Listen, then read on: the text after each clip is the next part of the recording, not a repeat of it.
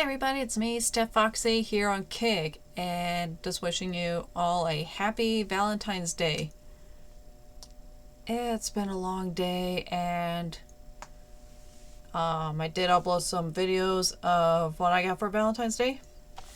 Probably gonna snack on some of these while playing this game. These are my favorite. I don't care what people think. I love these. But I tried to think of a good game to play for today. I was playing Undertale for a bit, but we'll get to that later. That spider boss is way too much. So today, in honor of Valentine's Day, we're going to be playing Doki Doki Literature Club. I can't hear anything. Okay, where am I? Oh! Shoot. By playing Doki Doki Literature Club, you agreed that you are at least 13 years of age, and you consent to your exposure of highly disturbing content. Okay. Wasn't this game about, like, kind of dating these girls, and then there was, like, a horror aspect to it? Hi, now you're all in color. Okay, bye. This game's not suitable for children. Okay, bye. Hope everybody can hear this okay.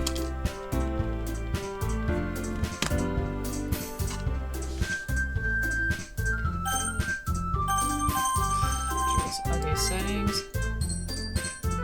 Full screen, unseen text. Music.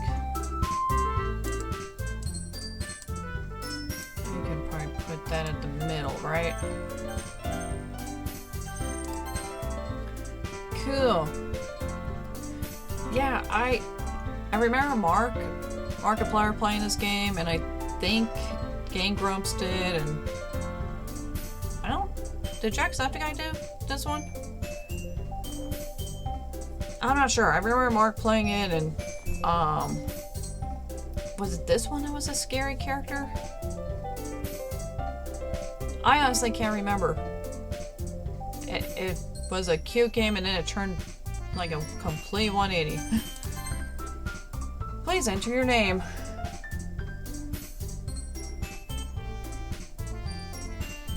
Okay. That is lag.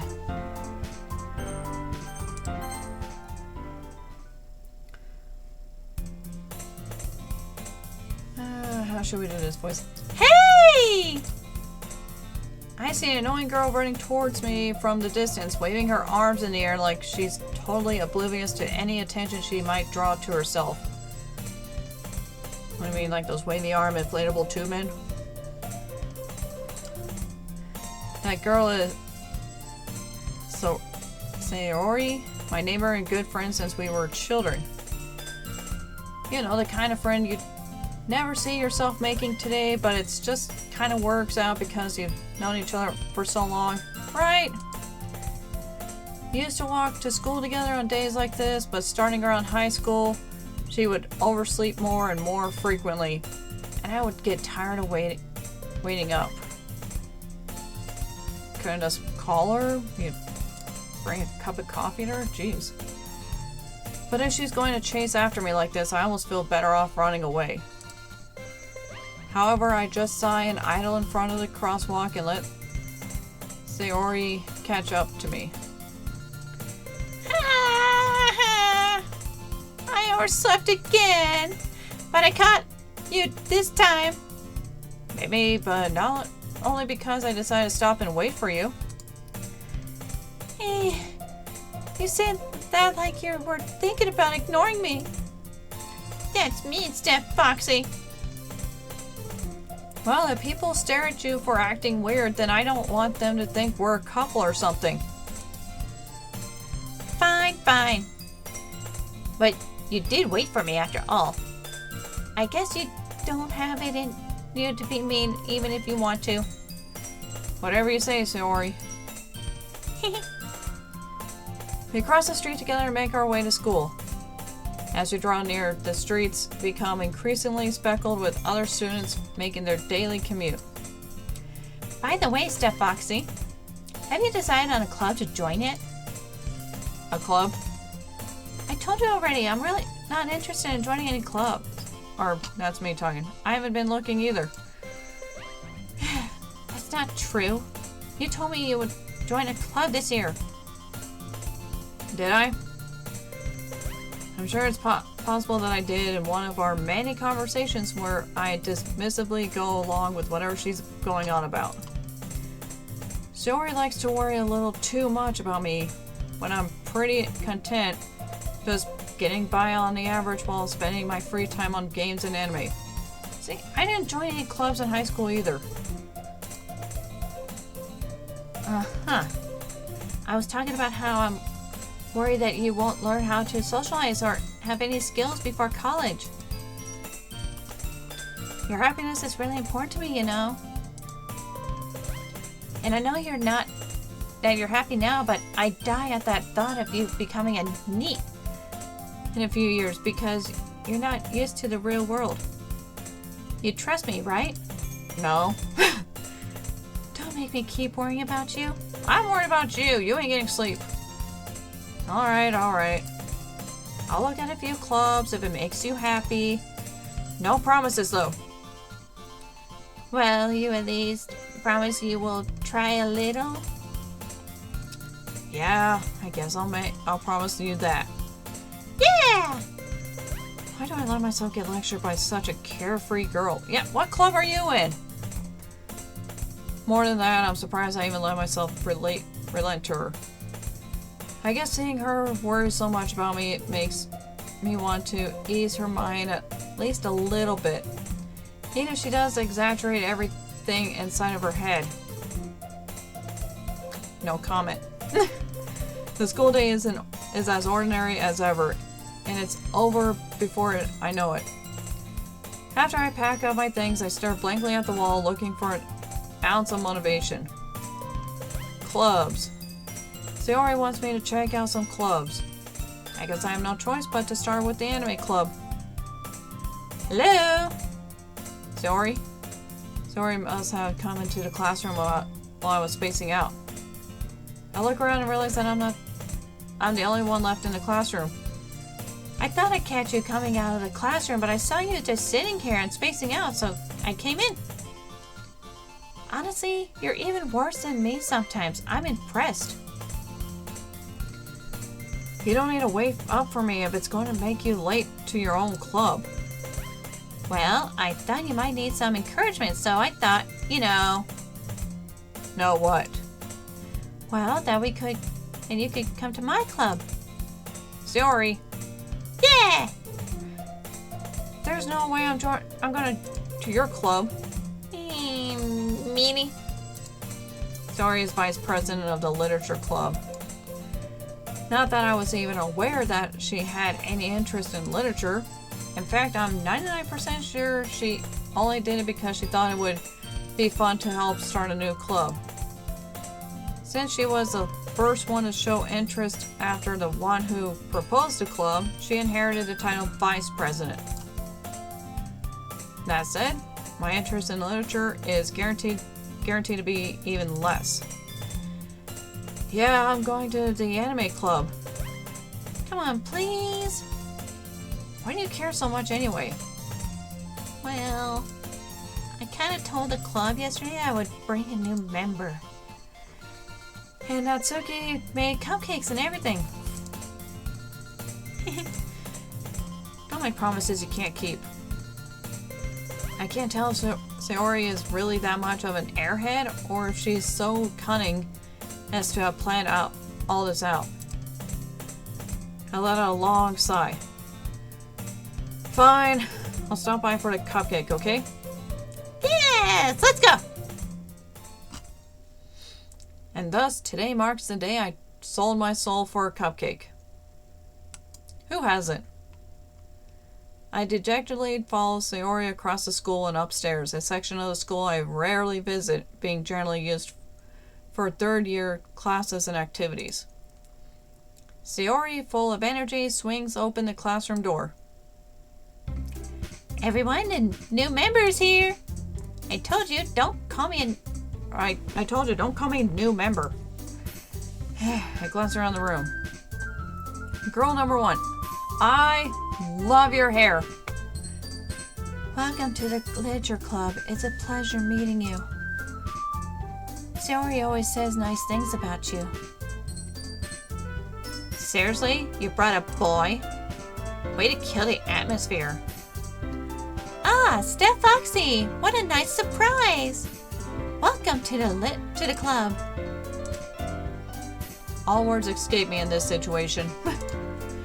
This club is full of incredibly cute girls. Well, I don't know about girl number 2. She... One and this one. Alright.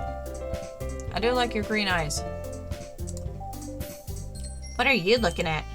If you want to say something, say it. Sorry. Natsuki. The girl with the sour attitude, whose name is apparently Natsuki, is one I don't recognize. Her small figure makes me think she's probably at first year. She is also the one who made cupcakes, according to Sayori. You can just ignore her when she gets moody.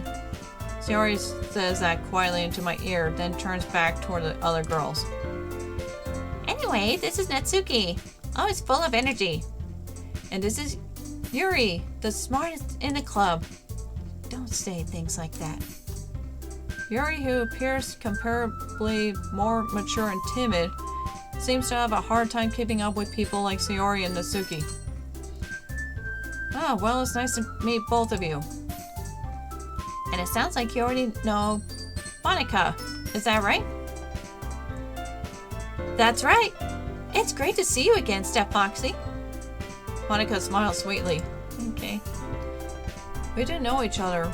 Well, we rarely talked, but we were in the same class last year.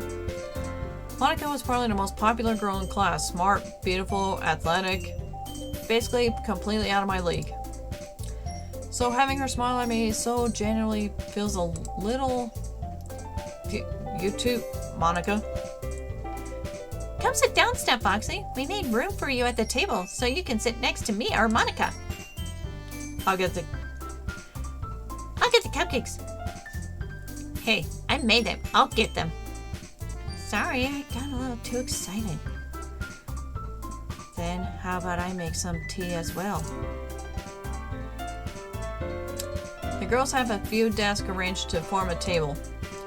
As Sayori mentioned, it's been widened so that there's one space next to Monica and one space next to Sayori. Natsuki and Yori walk over to the corner of the room where Natsuki grabs a wrapped tray and Yori opens a closet. Still feeling awkward, I take a seat next to Sayori. Natsuki proudly marches back to the table, tray in hand.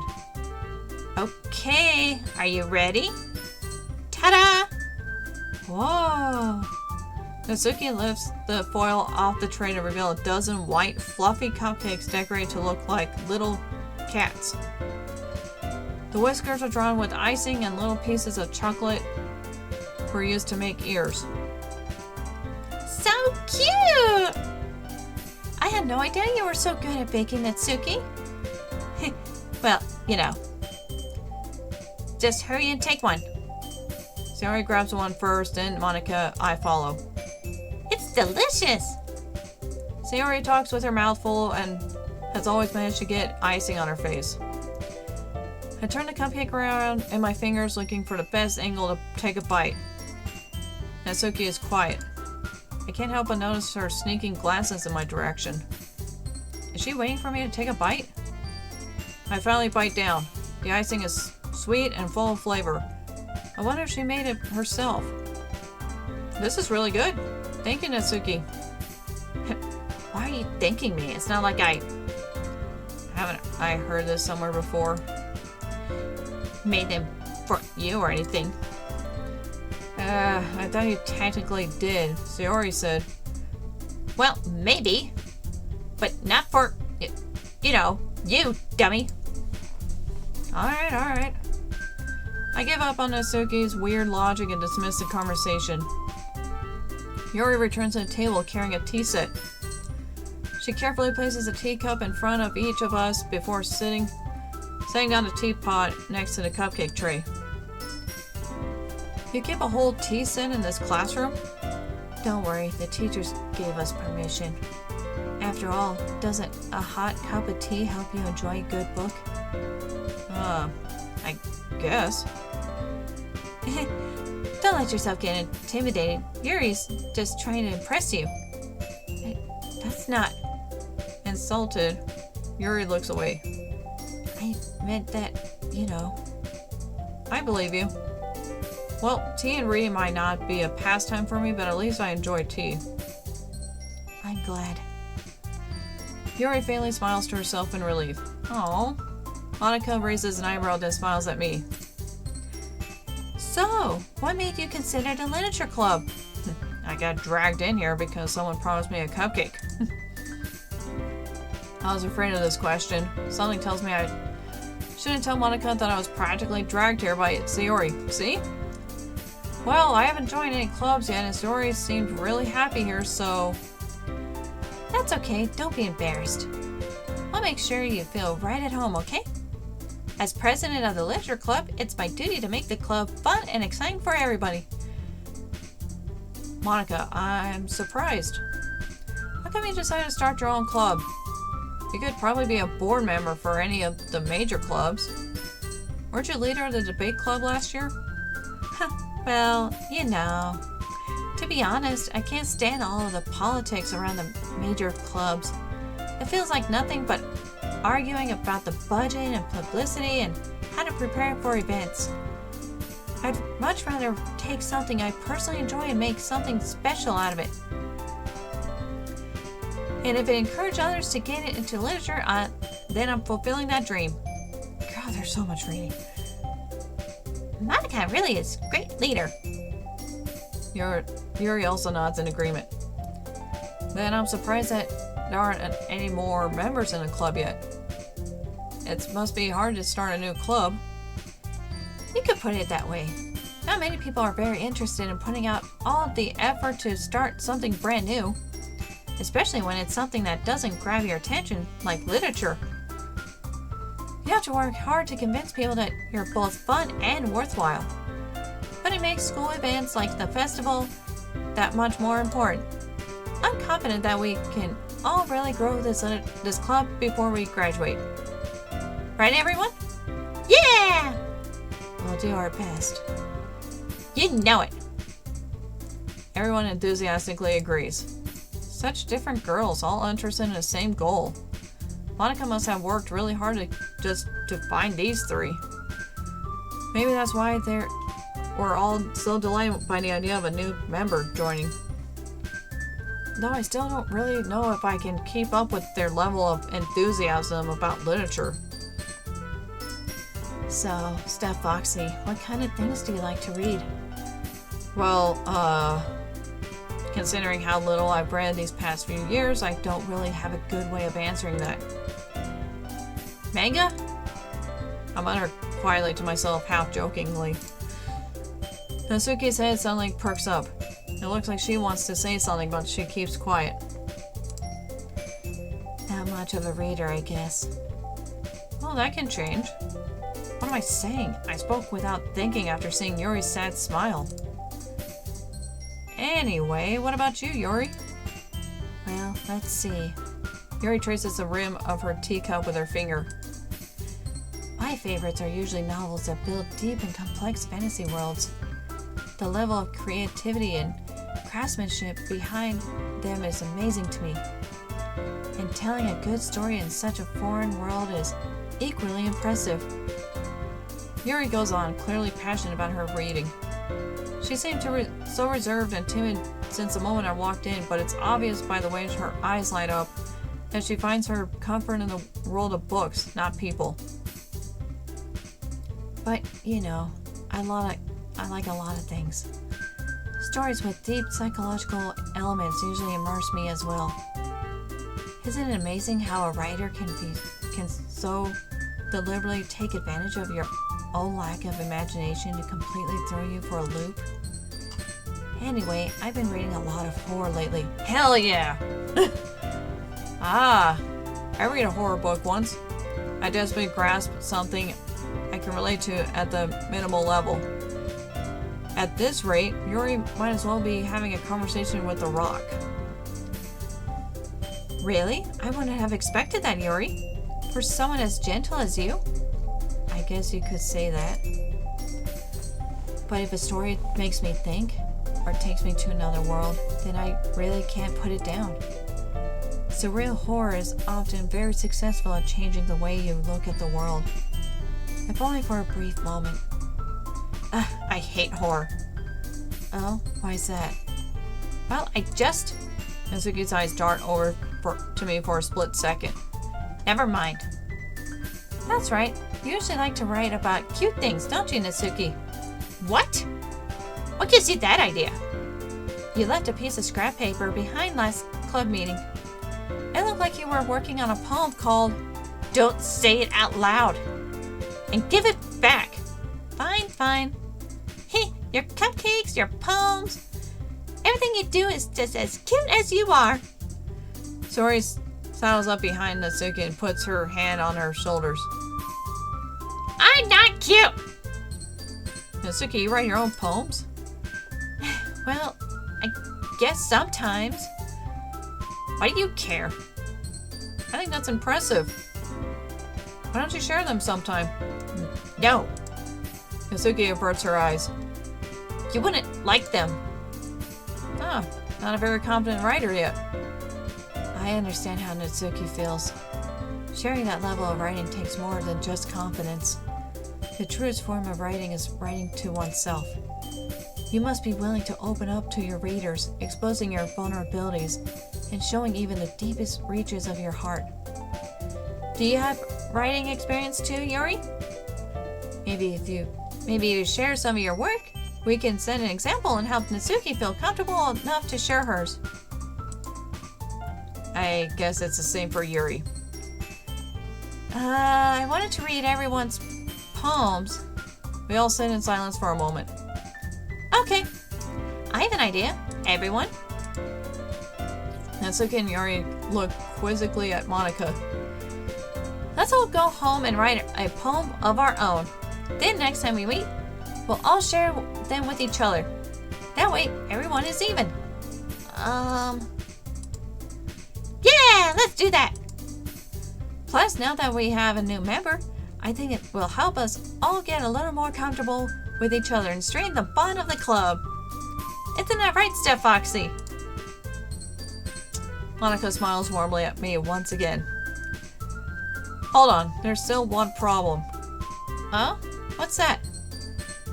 Now that we're back to the original topic of me joining a club, I bluntly come forth with what's been on my mind the entire time. I never said I would join this club. Sori may have convinced me to stop by, but I never made any decision. I still have other clubs to look at and, I lose my train of thought. All four girls stare at me with dejected eyes. But, I'm sorry, I thought, Steph Foxy. Yo. You're all desperate.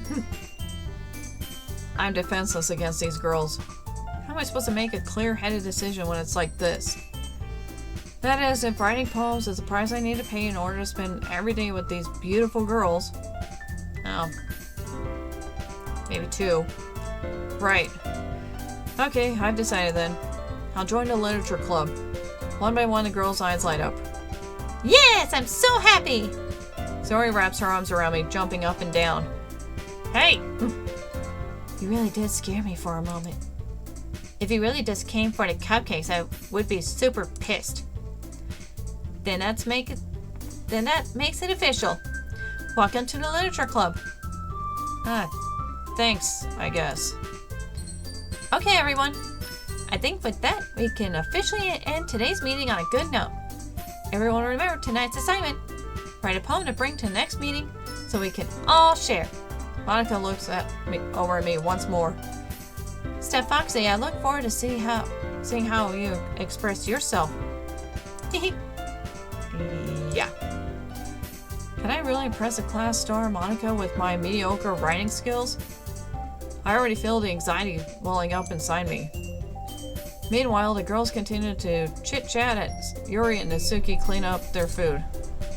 Hey, Steph Foxy, since we're already here, do you want to walk home together? That's right, Sayori and I never walk home together anymore because she always stayed after school for clubs. Sure, might as well. Yeah! Jesus Christ, I wish I had this much excitement in my life. With that, the two of us depart the club room and make our way home. The whole way, my mind wanders back and forth between the four girls. Sayori, Natsuki, Yuri, and of course, Monica.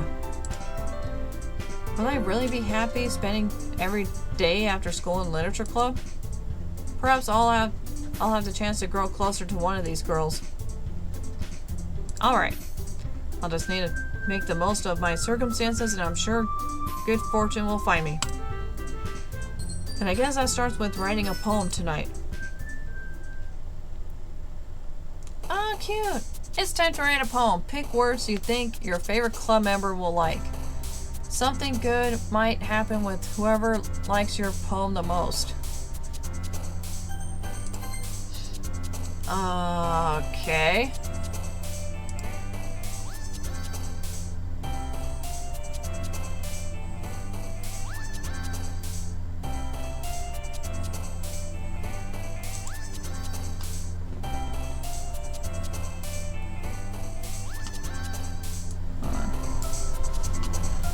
Okay, let's see. Feather, headphones, smile, calm, precious, nightgown, cheer, grief, sadness, wonderful.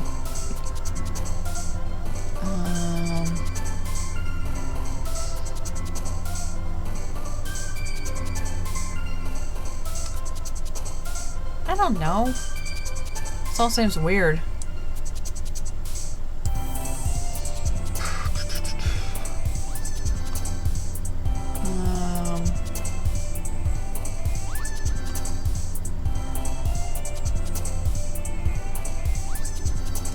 God, and choices really do suck.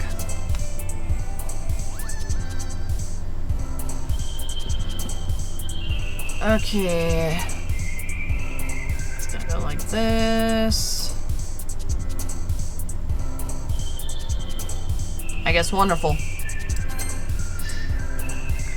Okay, peaceful, extraordinary, hair, rainbow, prayer, sensation, hope, forgive, uncontrollable judgment. So I did wonderful. I don't know, sensation? Are they all... Okay, they're all purple when you highlight over them. Okay, whisper, explode. I guess melancholy, fantasy, treasure, hop, sing. Unstable, fantasy, peace.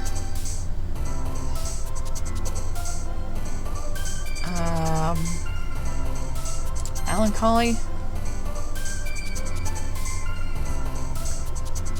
After image, meager, bunny, kitty, embrace, unrestrained, heart, flying, horror.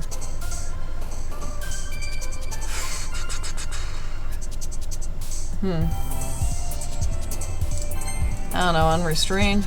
Anime, shame, play, infinite, graveyard. Essence, cloud, silly, party, bounce.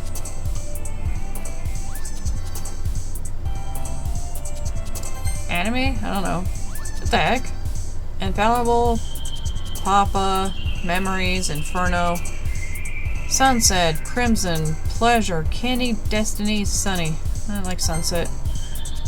Scars, anxiety. You gotta come up with 20. Vibrant, lucky, awesome, family, vivid, laugh, depression. I guess vivid. Daydream, electricity, waterfall, pain, Disown, Heartbeat, Universe, Starscape, Hurt, and Whirlwind. There we go. Happiness, Melody, Intellectual, Fireworks, Friends, Anger, Summer, Aura. I like Aura. Entropy, Socks, Passion, Warm, Suicide. Jeez. Tears, Dark, Music, Tenacious, Uncanny. Dark? The heck? Why are you jumping? Vitality, Ocean, Dazzle, Skirt, Bed, Ambient, Hopeless, Rose, Eternity, Cry. Bed. Swimsuit, Sweet, Excitement, Color, Promise, Giggle, Dance, Fulgent, Alone, Bubbles. Who came up with these lists?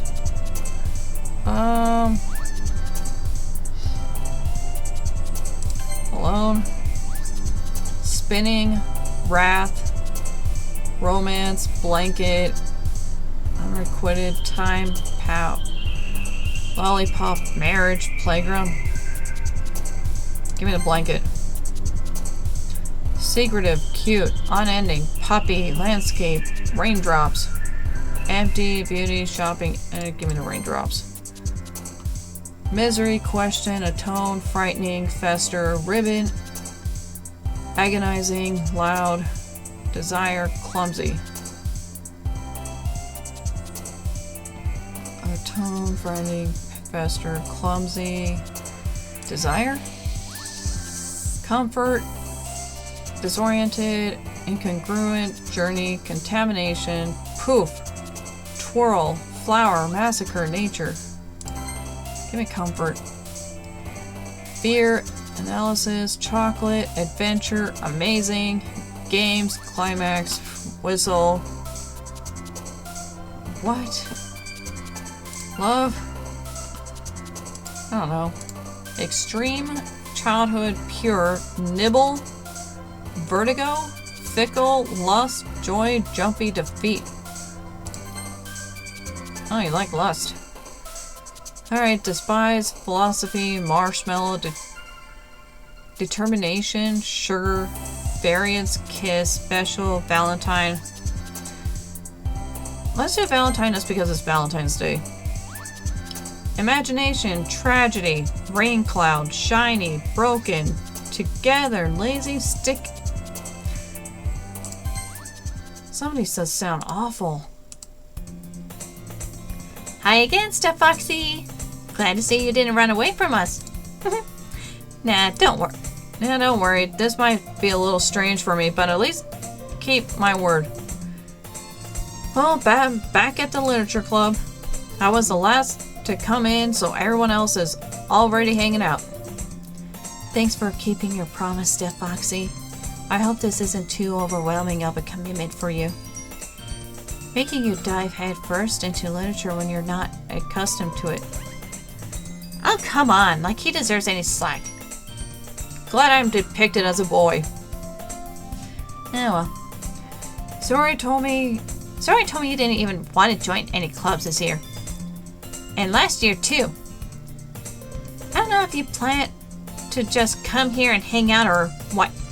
But if you don't take us seriously, then you won't see the end of it. Natsuki, you certainly have a big mouth for someone who keeps her manga collection in a club room. Natsuki finds herself stuck between saying Monica and manga. Manga is literature! Swiftly defeated, Natsuki plops back into her seat. Don't worry, guys. Step Foxy always gives it his best as long as he's having fun. Okay. He helps me with busy work without me even asking. Like cooking, cleaning my room. How dependable. Sorry, that's because your room is so messy it's distracting. You almost set your house on fire once. I've almost done it before. Is that so? You two are really good friends, aren't you? I might be a little jealous. How come? You and Step Foxy can become good friends too. Sayori? Hmm? As usual, Sayori seems oblivious to the weird situation she just put me into. Oh, Yori even brought you something today, you know? Wait, Sayori. Huh? Me? Not really. Don't be shy. It's really nothing. What is it? Never mind. Sorry made it sound like a big deal when it's really not. What do I do? I'm sorry, Yuri. I wasn't thinking. I guess that means it's up to me to rescue this situation. Hey, don't worry about it. First of all, I wasn't expecting anything in the first place. So any nice gesture from me, from you is just a pleasant surprise. It'll make me happy no matter what. Is that so? Yeah, I won't make it a big deal if you don't want it to be. Alright. Well, here. Yuri reaches into her bag and pulls out a book. I don't want you to feel left out. So I picked out a book that I thought you might enjoy. It's a short read, so it should keep your attention if you don't usually read. And we could, discuss it if you wanted. How is this girl accidentally being so cute? She had picked out a book she thinks I'll like despite me not reading much. Yuri, thank you. I'll definitely read this. I enthusiastically take the book. Phew. Well, you can read it at your own pace. I look forward to hearing what you think. Now that everyone's settled in, I expected Monica to kick off some scheduled activities for the club. But that doesn't seem to be the case. Sayori and Monica are having a cheery conversation in the corner. Yuri's face is already buried in a book. I can't help but notice her intense expression, like she was waiting for this chance. Meanwhile, Natsuki is rummaging around the closet. Man, it looks like no one wants to be bothered today. I slump down into the nearest desk. How am I supposed to occupy myself with something literature related by myself like this? I guess I could always read some of the book Yuri gave me, but I'm feeling a little too tired to read. I could probably fall asleep right now. I close my eyes and end up listening in on Sayori's conversation with Monica. You're probably gonna seem really lame compared to all the other clubs, though. Well, we can't give up. The festival is our chance to show everyone what literature is all about. The problem is that the idea of a literature club sounds too dense and intellectual. But it's not like that at all, you know? No, apparently your member's sleeping. We just need a way of showing that to everyone. Something that speaks to their creative minds. That doesn't solve the problem, though. What do you mean? Even if we keep up with the most fun things ever, nobody will come in the first place if it's a literature event. So it's more important to figure out how to get people to show up in the first place, you know? And after they come, we can do the thing to speak to their creative minds. What's this? Sayori's taking this really seriously. It's rare to hear her deliberating like this. That's a good point. In that case, do you think food will do the trick? What kind? Oh, well, I guess we could. Cupcakes! Good thinking. Natsuki would love to do that. Ah, you're right! Natsuki makes the best cupcakes. That works out perfectly. That wasn't why you suggested it. Cupcakes speak to me, to my creative tummy. Cupcakes it is then. I'm hungry. Anyway, we still need to work out the details of the event itself. I find myself smiling. In the end, Sayori is still her usual self. But therein lies the unexpected reason I admire her. Unlike me, who has trouble finding any motivation at all. Sayori can put her mind to things and make them come to life. I suppose that's why I ended up letting her get on my case about things. I can't help but wonder what it would be like to see the world through her eyes. Ah, God! Why are you right there? I opened my eyes to find Sayori's face filling my vision. I nearly fell on my chair. Sorry. Wait, Actually, I'm not sorry at all. It's your fault for sleeping like that. This isn't a napping club. does our school have a napping club? You're staying up late again, aren't you? Now that you're in a club, you're gonna have less time for anime, you know? You'll need to get used to it. Don't say that so loud. I glanced over my shoulder to see if Monica overheard. It's true, though. Yeah, I know. You're always looking out for me, Sayori. It's what I do best. That's a problem. What about you? You look out for me better than you look out for yourself. You're still oversleeping every day, aren't you? Not every day. That's not very convincing. How many days this past week have you gone up on time? That's a secret. I knew it. Come on. At least give me the benefit of a doubt. I can't even do that. Look, Sayori, it's raining all over you. Eh? Sayori glances around at herself. How's it raining all over me? You were clearly in a rush this morning. Look, your hair is sticking out all around here. Ah! I run my fingertips down the side of Sayori's hair, trying to straighten it out. Man, you really need a brush for this. My hair is just really hard to get right. I won't fall for that. There's more than just your hair. Look, your bow isn't straight either. And there's a toothpaste stain on your collar right here. I tried to wipe out the stain with my fingers. But nobody would ever notice that. Of course they would! Nobody's gonna tell you about it because they don't want to embarrass you. Fortunately, I don't care about that. You meanie. You don't even keep your blazer bun up. Seriously, Sayori, why do you think you don't have a boyfriend yet? Eh? That's super mean! Sorry, but you'll thank me later. And I started to button her blazer from the bottom. Once you see how much better it looks, you'll change your mind. This is so funny. What is? Well, I was just thinking how weird it is to have a friend who does these kind of things. Huh? Don't say that. You'll make me feel weird about it, stupid. It's okay, though. I'm happy we're like this. Aren't you? I guess. Be careful. The button might come off. Why is this one so hard to close?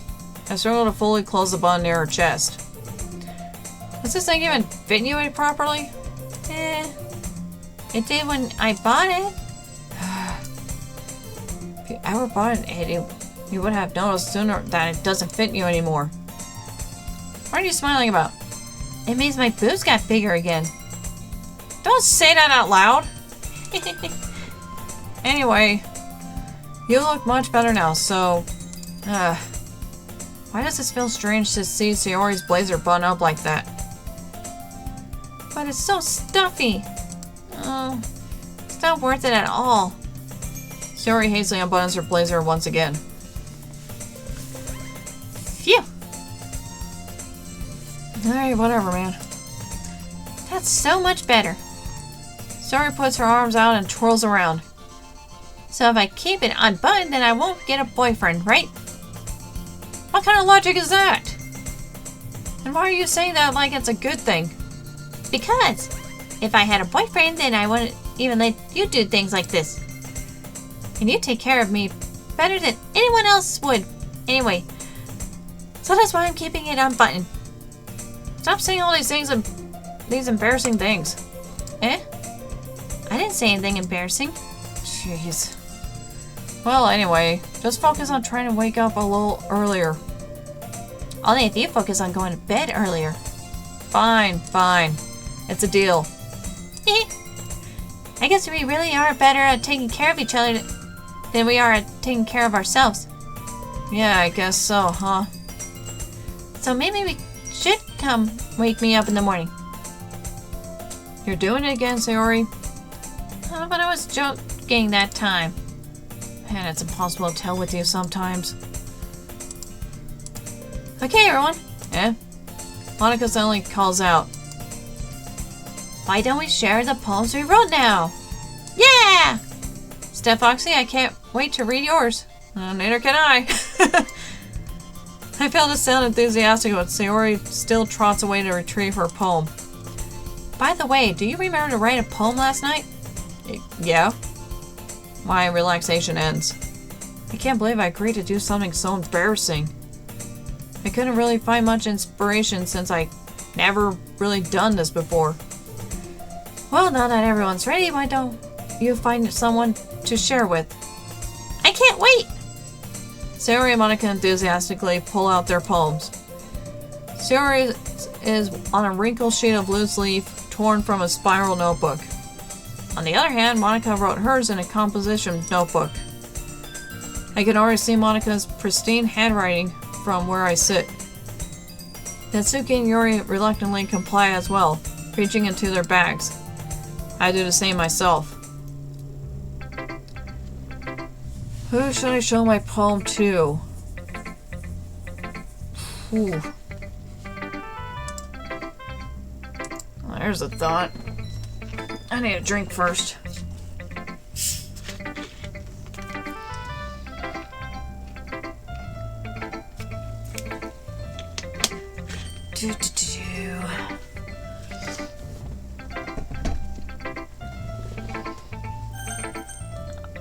I want to do Yuri. I really think that she's cute. Yuri seems the most experienced, so I should start with her. I can trust her opinion to be fair. Hell yeah. Yuri stares at the poem. A minute passes more than enough time for her to finish reading. Oh. Sorry. I forgot to start speaking. That's fine. Don't force yourself. I'm not. I just need to put my thoughts into words. Hold on. Oh? Okay. This is your first time writing a poem, right? Yeah? Why do you ask? I'm just making sure. I guess that it might be after reading through it. Oh, so it's that bad? No! Did I just raise my voice? I'm so sorry. Yuri buries her face into her hands. I couldn't help but notice that it's been several minutes and we really haven't gone anywhere. It might take Yuri a while to get used to new people. That's fine. I really didn't notice. What were you saying? Right. It says that there are specific writing habits that are usually typical of new writers. And having been through that myself, I kind of learned to pick up on them. I think the most noticeable thing I recognize in new writers is that they try to make their style very deliberate. In other words, they tend to pick a writing style separate from the topic matter, and they fit the two together. The end result is that both the style and expressiveness are weakened. Once Yuri finds her train of thought, it's as if her demeanor totally changes. Her stammering is completely gone and she sounds like an expert. Of course, that's not something you can be blamed for. There are so many different skills and techniques that go into writing even a simple poem. Not just finding them and building them, but getting them to work together is probably the most challenging part. It might take you some time, but it all comes with practice and learning by example and trying new things. I also hope that everyone else in the club gives you valuable feedback. Natsuki can be a little bit biased though. Biased? How? Well, never mind. I shouldn't be talking about people like that. Sorry. That's fine. I'm not sure if Yuri is apologizing to herself, to me, or to Natsuki. Do you mind if I read your poem now? Please do. I'd love to share my thoughts process behind it. Yuri smiles dreamily as if that's a rare opportunity for her, which itself is kind of funny. After all, isn't this supposed to be a literature club? Whew. Click outside palm area to continue. Ghost under the light. The tendrils of my hair illuminate beneath the... Okay, I'm trying to actually read this. The tendrils of my hair illuminate beneath the amber glow. Bathing. It must be this one. The last remaining streetlight to have withstood the test of time. The last yet to be replaced by the sickening blue-green hue of the future. I bathe. Calm, breathing air of the present, but living in the past. The light flickers. I flicker back. Neat. I'm sorry, I have such terrible handwriting. What? I wasn't thinking that at all. But it took you a long time to read. I just don't read script very often. I actually think your handwriting is pretty.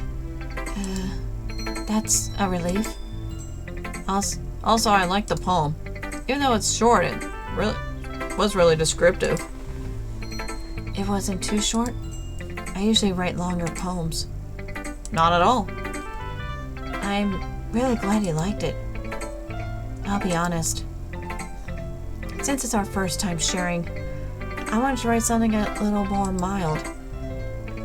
Something easy to digest, I suppose. Are you into ghost, Yuri? Uh-huh. Actually, the story isn't about a ghost at all, Steph Foxy. Really? I must have totally missed the point. Well, I suppose you did only glance over it after all. But remember that poets often express their own thoughts, feelings, and experiences in their work. They usually do more than tell a simple story or paint a picture. In this case, perhaps the subject of the poem is only being symbolically compared to a ghost, lingering in her last remaining place of comfort, unable to let go of the past, and soon to be left with nothing. That's a lot more solemn putting it that way. I hadn't even thought of that. That's impressive. It's nothing, really. Well, it makes me happy that you think that. Just remember that it won't be long before you pick up on these things, too. Yeah, maybe you're right. I guess I'll have to keep trying. I'm counting on you. Aww. She's so cute.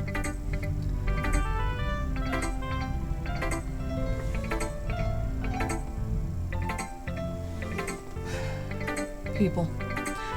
Okay, who should read my poem next? Let's do Sayori. Oh my goodness! This is so good, Steph Foxy. Eh? I love it. I have no idea you were such a good writer. Sayori, you must be seriously overreacting. I'm not a good writer at all. I honestly have no idea what I'm doing. Well, maybe that's why. Because I have no idea what I like either. Jeez. Yuri's opinion was way more constructive than this. Maybe even Suki's. Are you sure you don't like it just because I wrote it? Eh? Well, I'm sure that's part of it. I think I understand you better than a lot of other people, you know? So when I read your poem, it's not just a poem.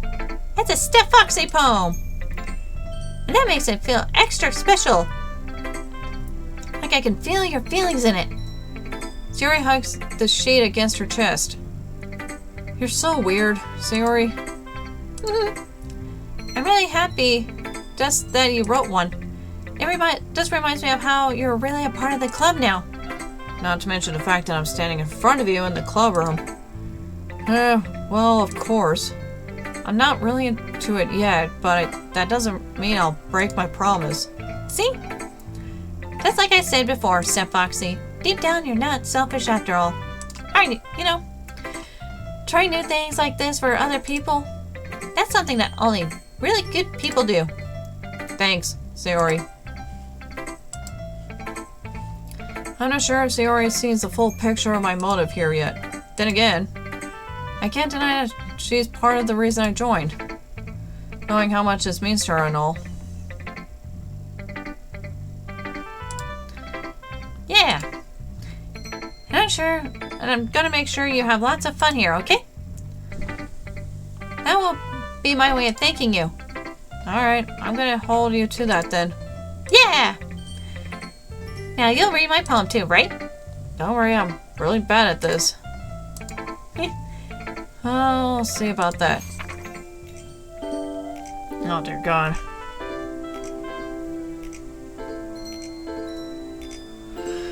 Okay, dear sunshine, the way you glow through my blinds in the morning, it makes me feel like you missed me. Kissing my forehead to help me out of bed, making me rub the sleepy from my eyes.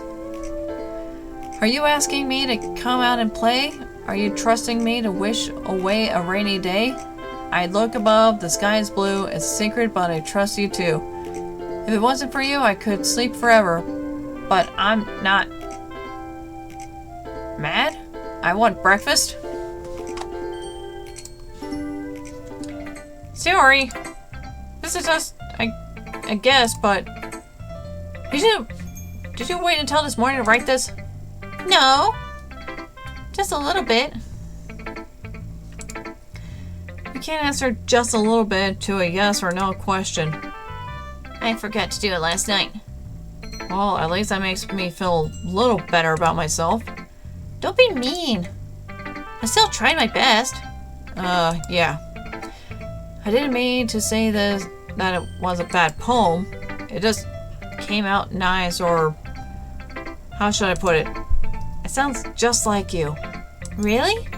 Yeah, especially that last line. I made eggs and toast. Even though you know you were late to school too? It's bad to skip breakfast. I get all cranky.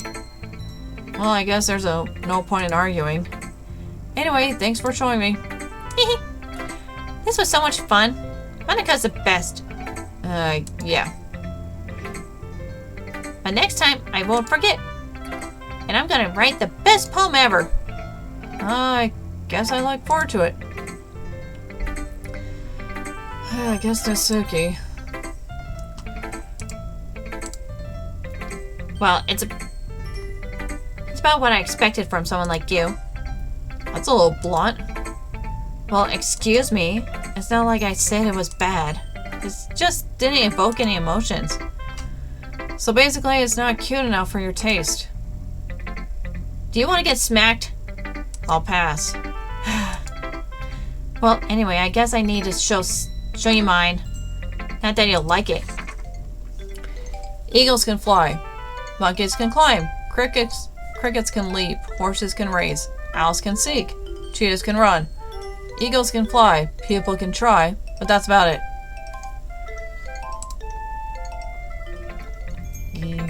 Yeah. I told you that you weren't gonna like it. I like it. What? Just be honest. I am. Why are you so convinced that I wouldn't like it? Well, because everyone in high school thinks that writing has to be all sophisticated and stuff. So people don't even take my writing seriously. But isn't a point of poems for people to express themselves? Your writing style wouldn't make your message any less valid. Yes, exactly. I like when it's easy to read, but it hits you hard. Like in this poem. Seeing everyone around you do great things can be really disheartening. So I decided to write about it. Yeah, I understand. But the other nice thing about simple writing is that it puts more weight on the wordplay. Like I set up for a rhyme at the end, but then made it fall flat on purpose. It helps bring out the feeling in the last line. So you did. I guess more went into it than you realized. Or than I realized. That's what it means to be a pro. I'm glad you learned something. Didn't expect that from the youngest one here, did you? Yeah, guess not. I decided to humor her with that last comment.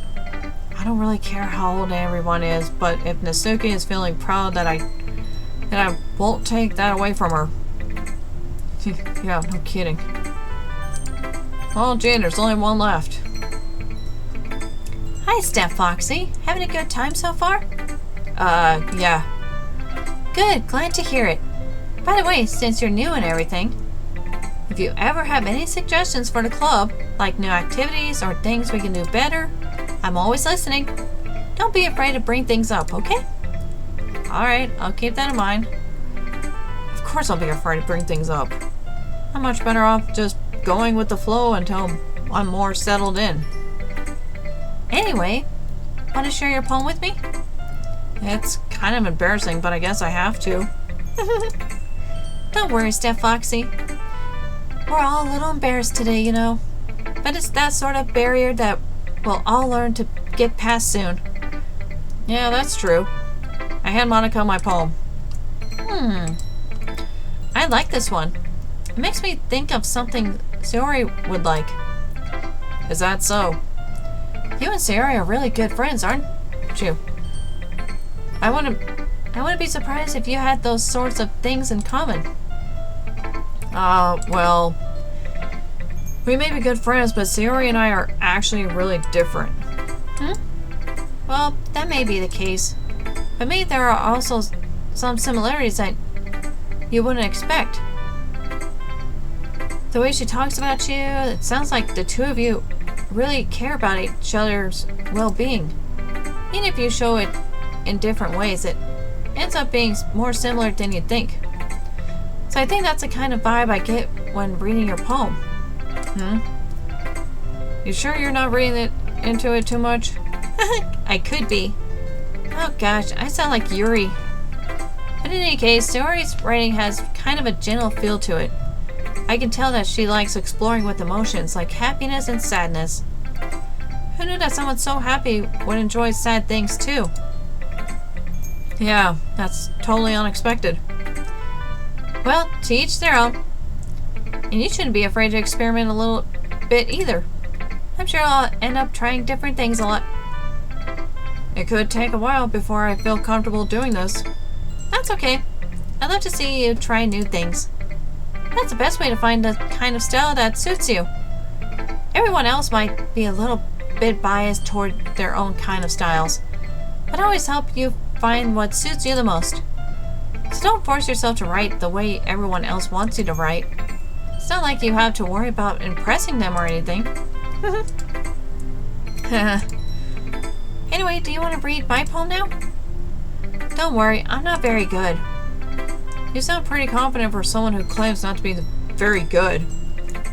Well, that's because I have to sound confident. That doesn't mean I always feel that way, you know? I see. Well, let's read it then. Okay, gotta take a second for this one. God, that is... I wish my handwriting looked like that.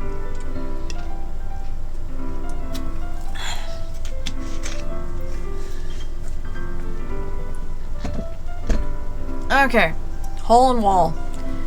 It wouldn't have been me. See the direction and start over. Hole in wall. It couldn't have been me. See the direction the spackle protrudes. A noisy neighbor, an angry boyfriend. I'll never know. I wasn't home. My parents sighed for a clue. No, I can't see. I can't see. I reel blind like a film left out in the sun. But it's too late. I can't read that one. I can't read that. Already scorched with a permanent copy of the meaningless image. It's just a little hole. It wasn't too bright. It wasn't too deep. Stretching forever into everything. A hole of infinite choices. I realized now that I wasn't looking in, I was looking out, and he on the other side was looking in. Oh, my retinas. That's what it says. So, what do you think? It's very free form, if that's what you call it. Sorry, I'm not really the right person to ask for feedback. It's okay. Yeah, that kind of style has gotten pretty popular nowadays. That is, a lot of poems have been putting an emphasis on the timing between words and lines. When performed out loud, it can be really powerful. What was the inspiration behind this one? Or what was the inspiration behind this one? Well, I'm not sure if I know how to put it. I guess you could say that I had some kind of epiphany recently. It's been influencing my poems a bit. An epiphany? Yeah, something like that. I'm kind of nervous to talk about deep stuff like that because it's kind of coming on strongly. Maybe after everyone is better friends with each other. Anyway, here's Monica's writing tip of the day. Sometimes when writing a poem or a story, your brain gets too fixated on a specific point. If you try so hard to make it perfect, then you'll never make any progress. Just force yourself to get something down on paper and tidy it up later. Another way to think about it is this. If you keep your pen in the same spot for too long, you'll just get a big dark puddle of ink. So just move your hand and go with the flow. That's my advice for today. Thanks for listening. That was weird. Phew. I guess that's everyone. I glanced around the room. That was a little more stressful than anticipated. It's as if everyone is judging me for my mediocre writing abilities. Even if they're just being nice, there's no way my poems can stand up to theirs. This is a literature club after all. I sigh. I guess that's what I ended up getting myself into. Across the room, Sayori and Monica are happily chatting. My eyes land on Yuri and Natsuki. They gingerly exchange sheets of paper sharing their respective poems. As they read in tandem, I watch each of their expressions change. Natsuki's eyebrows furrow in frustration. Meanwhile, Yuri smiles sadly. What's with this language? Did you say something? Oh, it's nothing. Natsuki dismissively returns the poem to the desk with one hand. I guess you could say it's fancy. Thanks. Yours is cute. Cute? Do you completely miss it? Symbolism or something? It's clear about the feeling of giving up. How can that be cute? I know that. I just meant the language, I guess. I was trying to say something nice. You mean you have to try that hard to come up with something nice to say? Thanks, but it really didn't come out nice at all. Well, I do have a couple suggestions. If I was looking for suggestions, I would have asked someone who actually liked it. Which people did, by the way. Sayori liked it. And Stefoxy did too. So based on that, I'll gladly give you some suggestions of my own. First of all, excuse me. I appreciate the offer, but I've spent a long time establishing my writing style. I don't expect it to change anytime soon, unless of course I come across something particularly inspiring. Which I haven't yet. And Stefoxy liked my poem too, you know.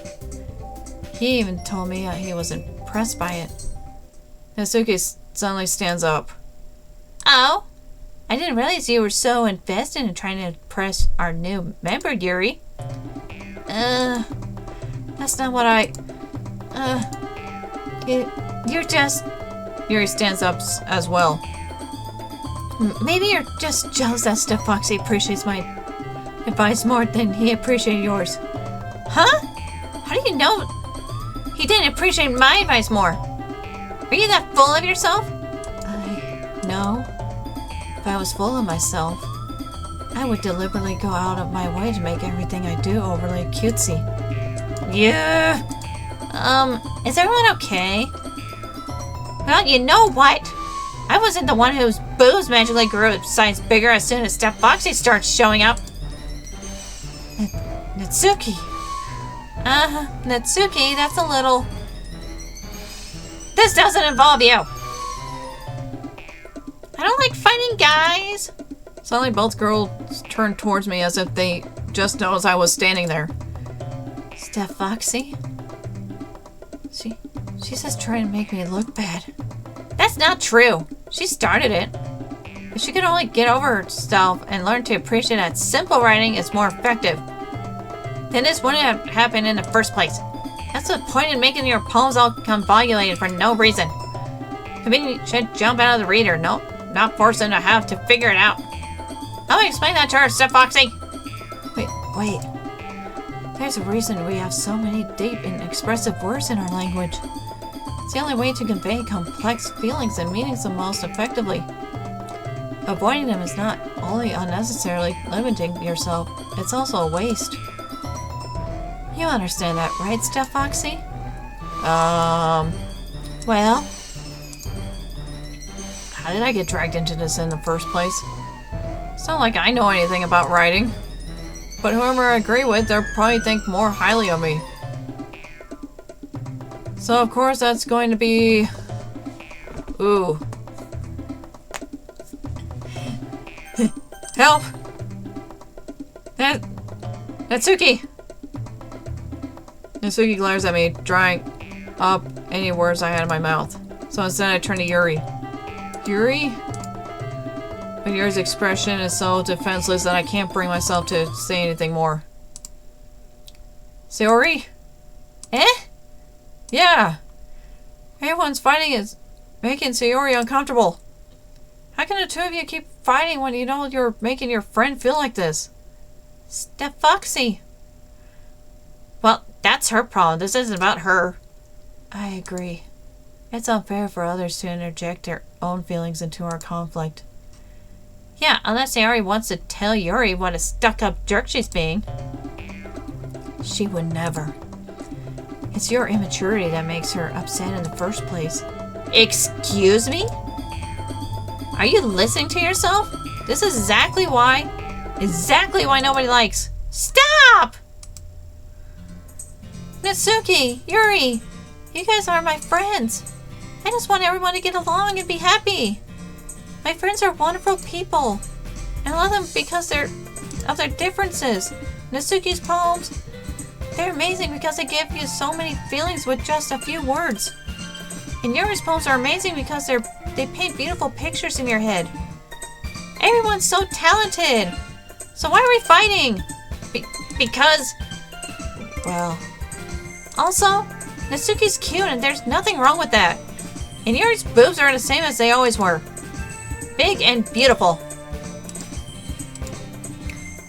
Sayori stands triumphantly. Monica stands behind her with a bewildered expression. I'll make some tea. Yuri rushes off. Natsuki sits down with a blank expression on her face, staring at nothing. So, this is why Sayori is vice president? I whisper to Monica. She nods in return. To be honest, I might come off as a good leader, and I can organize things, but I'm not very good with people. I couldn't even bring myself to interject. As president, that's kind of embarrassing of me. Nah. It's not like I can blame you. I wasn't able to say anything either. Well, I guess that just means Sayori is amazing in her own ways, isn't she? You could say that. She might be an airhead, but sometimes it's weirdly suspicious that she knows exactly what she's doing. I see. Take good care of her, okay? I would hate to see her get herself hurt. That makes two of us. You can count on me. Monica smiled sweetly at me, causing my stomach to knot. Such a genuine person really does make a good president, regardless of what she says. If only I could get the chance to talk to her a little more. Okay, everyone. It's just about time for us to leave. How do y'all feel about sharing poems? It was a lot of fun! Well, I'd say it was worth it. It was alright. Well, mostly. Steph Foxy, how about you? Yeah, I'd say the same. That was a neat thing to talk about with everyone. Awesome! In that case, we'll do the same thing tomorrow. And maybe you learned something from your friends too. So your poems will turn out even better. I think to myself, I did learn a little more about the kind of poems everyone likes. With any luck, that means I can at least do a better job impressing those I want to impress. I nod to myself with newfound determination. Steph Foxy, ready to walk home? Sure, let's go. Sayori beams at me. It truly has been a while since Sayori and I have spent this much time together. I can't really say I'm not enjoying it either.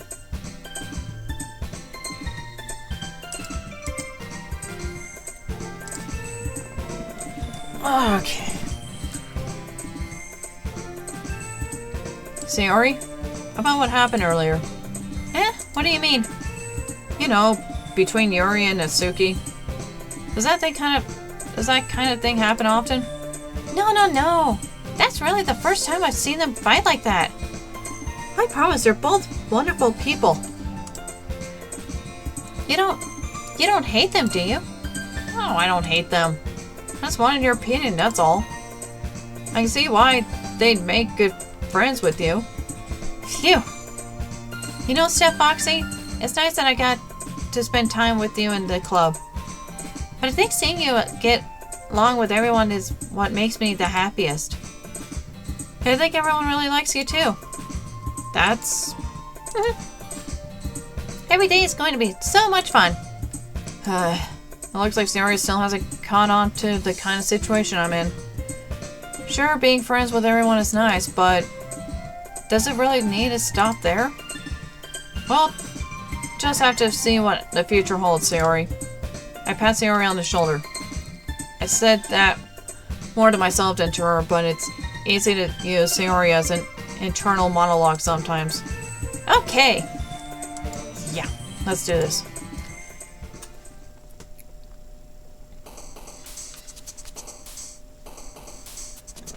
I like the music. It's cute.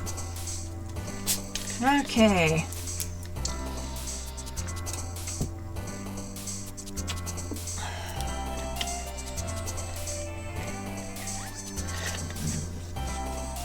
Okay, let's see.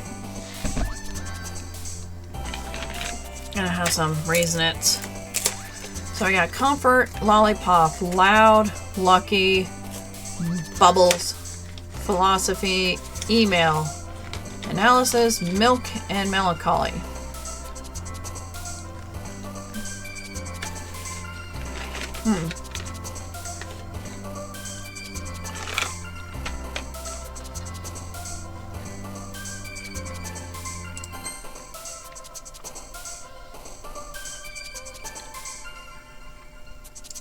Alright, amazing special, empty childhood, disaster, feather, fear, strawberry, awesome, and whistle. How about strawberry? Playground, fluffy, precious, pink. Like my shirt. Portrait, electricity, extraordinary, tragedy, bed, flower. Fluffy. Parfait, sing, waterfall, mouse, poof, cheeks, daydream, embrace, sweet, party. Let's do sweet. Happiness, heaven sent, scars, love. I can't pronounce that one. Rose, eternity, let's do rose. Fester, explode, warm, vertigo, existence, extreme, whirlwind, defeat, promise, graveyard. Let's do promise. Flying, sugar, wonderful, rainbow, cute, contamination, time, unstable, incapable, secretive. Let's do time. Vanilla, tenacious, bunny, Desiree, laugh, anger, candy, alone, broken, wrath.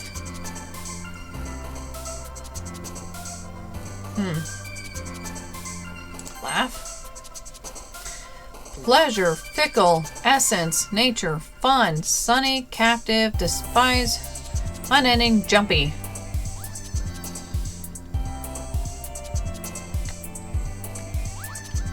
Let's do unending.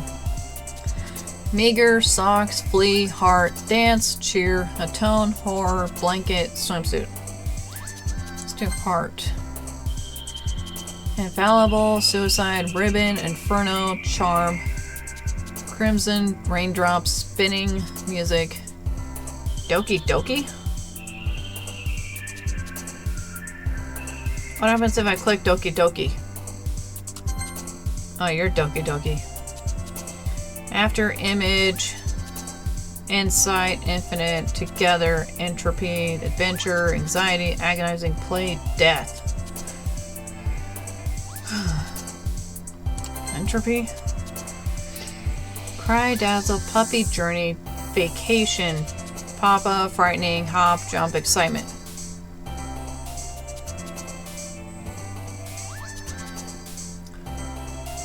Excitement? Incongruent, determination, silly, landscape, anime, breathe, skipping, pure, sticky, sensation. Sensation. Disoriented, vivid, friends, lust, massacre, hopeless, vitality, color, marshmallow, nibble.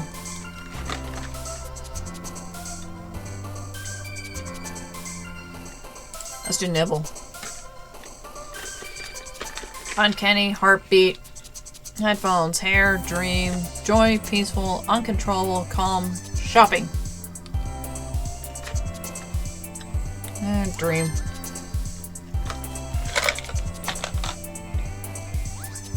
Peace, romance, kitty, passion, skirt, covet, melody, universe, vibrant, sparkle. Passion. Holiday, tears, bliss, sadness, forgive, misery, lipstick. Let's do beauty. Smile, nightgown, pout, hurt, fireflies. Summer, sunset, destiny, games, judgment. Fireflies? Whisper, disown, shiny, twirl, fantasy, cage. Family, effulgent, desire, grief. Those are some weird words to have together. Another day passes and it's time for the club meeting already.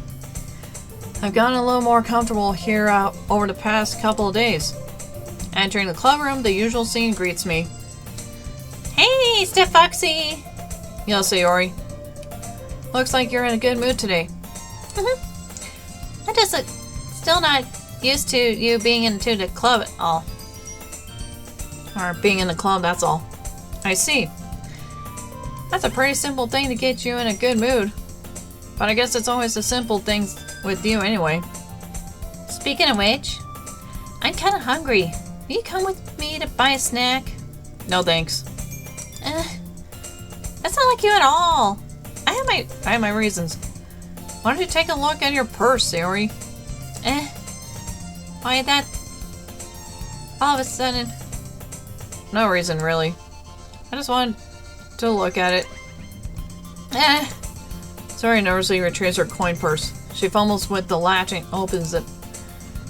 Then she turns it upside down and lets it contents spill onto the desk. Only 2 small coins fall out. I knew it. I can see right through you, Sayori. That's not fair. I didn't even know. It's simple. If you had enough money in the first place, you would have bought a snack before coming into the classroom.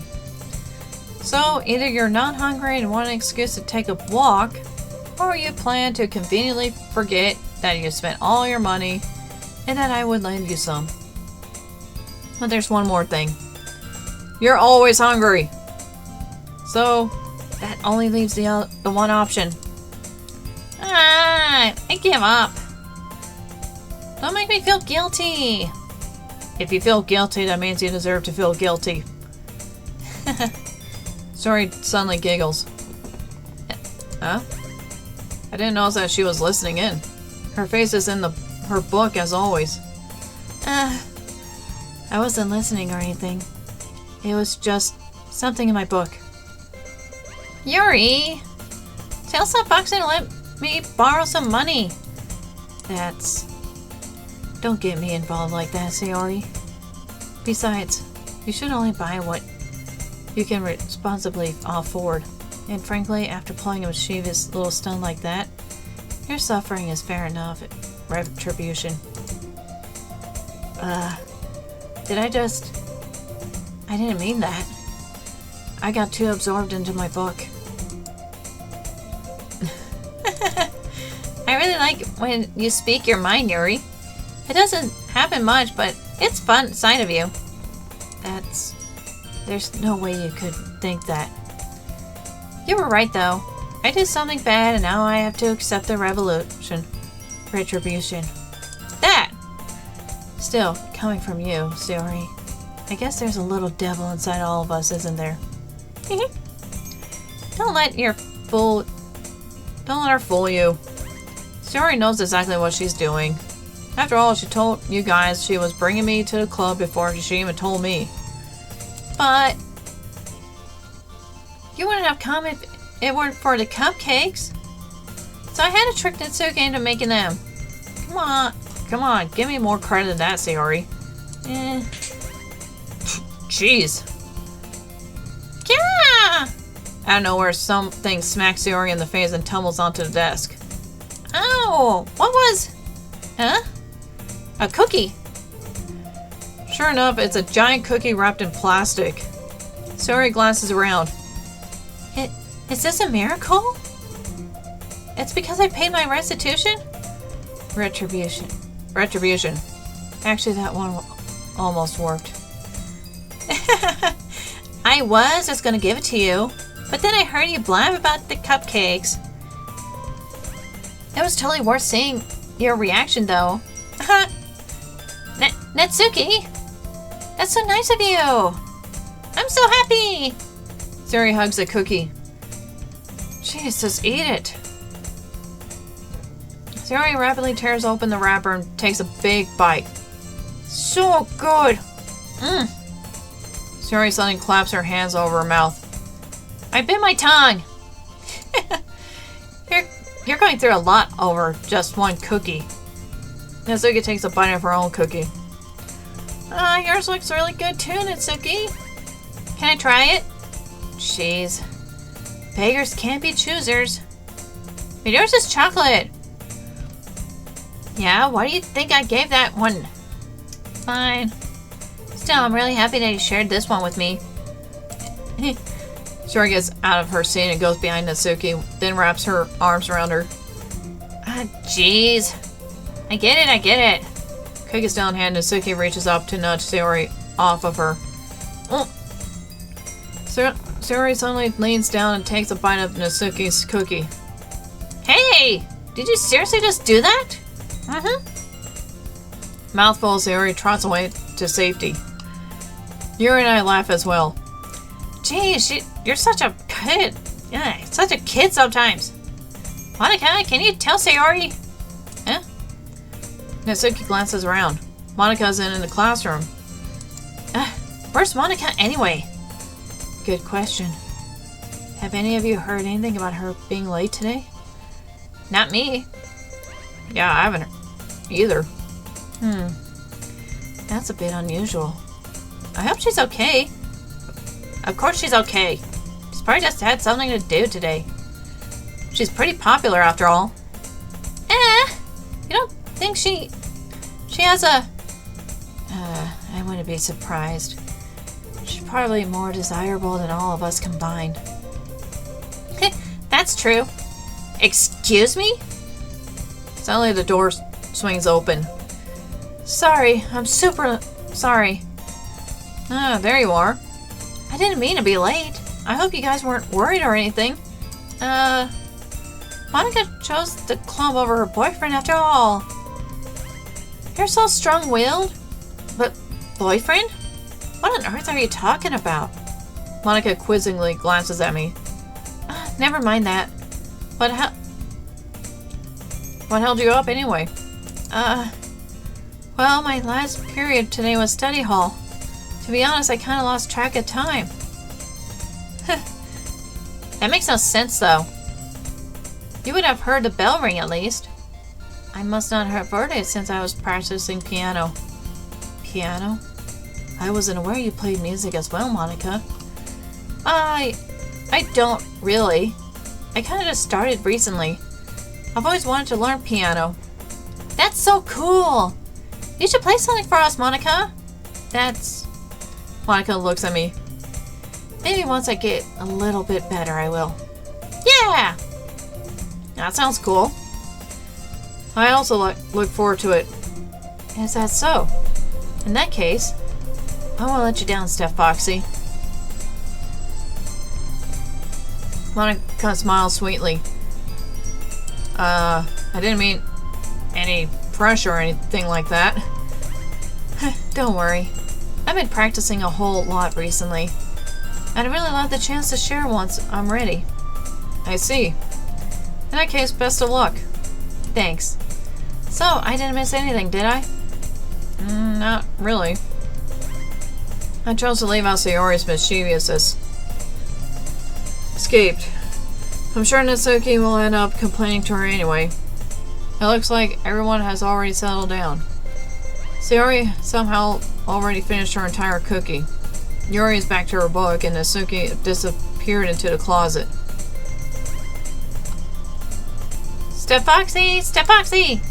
Sayori suddenly comes up to me. I'm gonna go get some supplies from another classroom. Wanna come with me? Supplies? What for? Well, you know how the festival is coming up.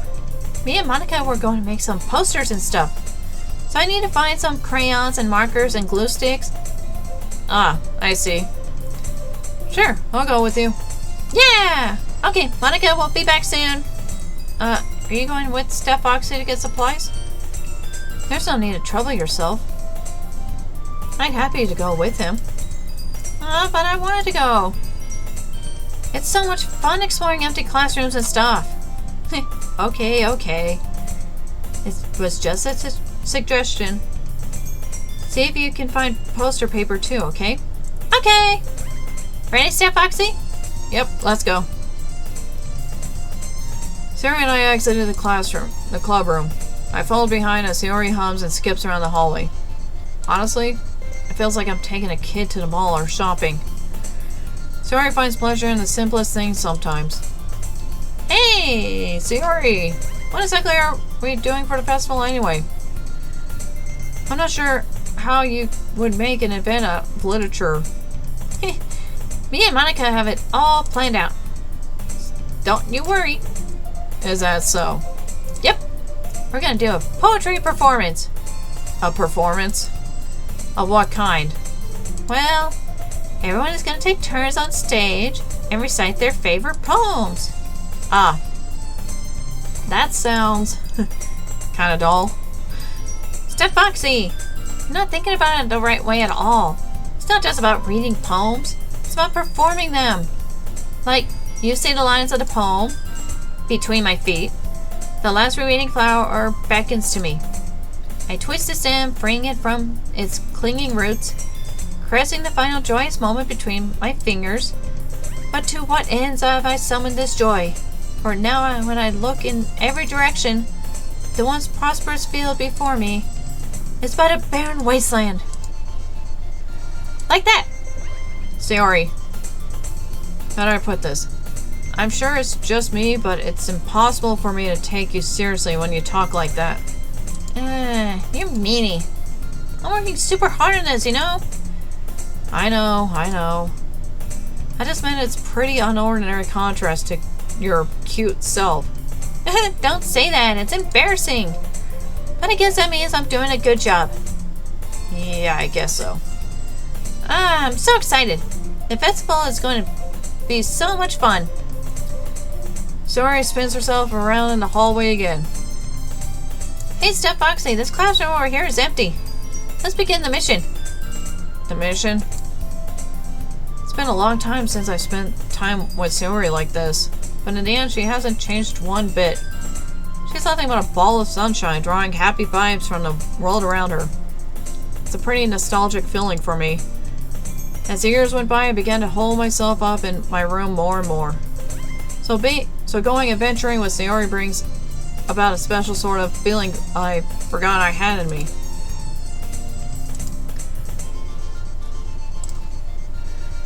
The two of us enter the classroom.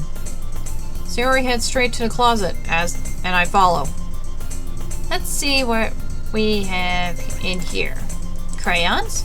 Sayori pulls out a box of crayons off the shelf. They're the best brand too. They're kind of dirty though. Sayori starts pulling various crayons out of the box, reading the color names. Alright, that one's done.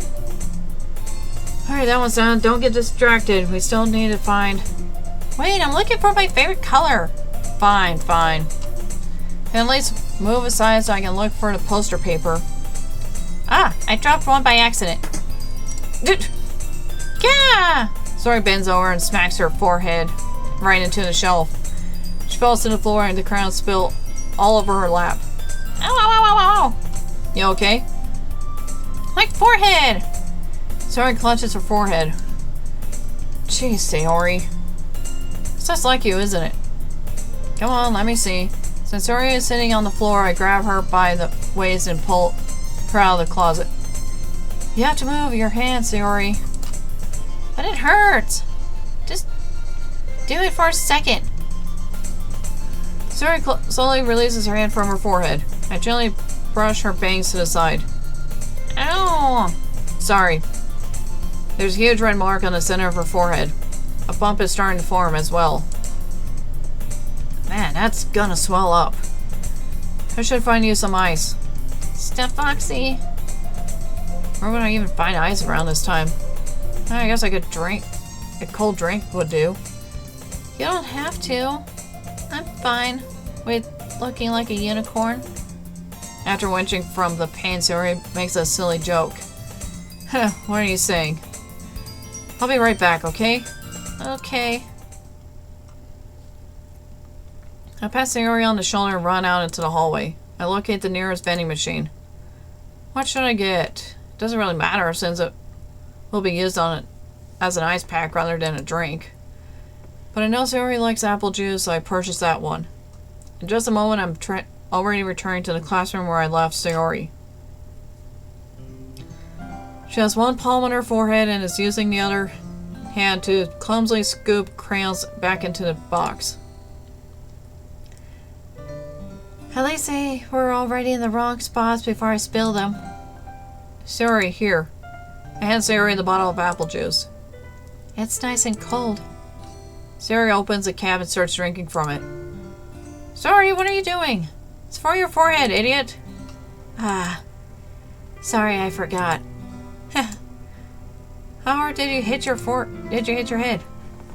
Sayori places the ball against the bump of her head. It stings. Just bear with it. It'll feel better soon. Looks like you cleaned up most of the crayons, so that's good. Hey, Steph Foxy. This kind of reminds me of growing up, doesn't it? What do you mean? You know how we used to play outside all the time? I would always try to keep up with you. You were kind of oblivious in some ways. Like I usually fell behind or had trouble climbing on the things you did. But sometimes when I tried to do things I couldn't, I would get myself hurt. I'd fall and scrape myself or get a bump. And I would start crying really hard. And you would rush over as quick as you could. You would try really hard to get me to stop crying. It was almost like you blamed yourself and were afraid of getting in trouble if someone found out. Even though it really wasn't your fault at all, you know. Did I really do that? Yeah, you don't remember? Come on, come to think of it, maybe I do remember a bit. I guess I was always so focused on my games that I didn't pay enough attention to you. So in a way, it was my fault. Kind of like this time too. If I wasn't rushing you out of the closet, you probably wouldn't have hit your head. Steph Foxy, I don't think you realize it, but you're always thinking about other people. Even after all these years, you're rushing to help me, even though I'm just being clumsy. You're really a sweetheart. Don't call me that. I don't really do this kind of thing all the time. I guess when it comes to you, it just feels natural. Before I even know it, I'm treating you like that. I guess that's what happens when you've been friends for so long. Really? Maybe you're right. Steph Foxy, I'm so glad that nothing's changed between us. Do you think I'll be like this forever? Forever? If I'm honest to myself, there's no telling where I will end up for college or after that. So it wouldn't be fair for me to make any promises. But, well, I hope so. It's been this long already, right? I can't imagine you ever changing, so my hopes are up. I'm so happy. Saori has a whimsical expression in her eyes. We remain silent for a moment. She's so silly and clumsy on the outside that when I see her deep in thought like this, it makes me not want to disturb her. I guess we should go back. I don't want to worry Monica, you know. Good luck with that. She's gonna see your forehead either way. Not if I hide it under my bangs. Saori hops to her feet. Ah! She clutches her forehead again. Don't stand up so fast after hurting yourself. Oh. Well, I guess it's too late now. Anyway, let's go. I follow Saori out of the classroom. Saori plays with her bangs to try to hide the bump, but without much success. In a moment, we make it back to the clubroom. Ah, you're back. Good timing. I was about ready to start with sharing our poems. Sorry, your forehead. She's fine, don't worry about it. I was playing with the crayons and smacked my forehead into the shelf. Well, anyway, were you able to find everything we needed? Uh-huh. I have it right. Saori practically glances around herself. I forgot all the stuff. Calm down, Saori. I have it all right here. I found the poster paper too. Sounds like you ended up doing all the work, Steph Foxy. Oh well, Saori. I failed to come up with an excuse for Saori. I made it an adventure. Yeah, that. Aha, okay. In any case, good work. I'll start working on the posters tonight. Me too. Okay, everyone. Are we ready to share your poems? Guess I should grab mine. After making sure the crayon box is closed tightly, I return to my seat. Let's do Natsuki first.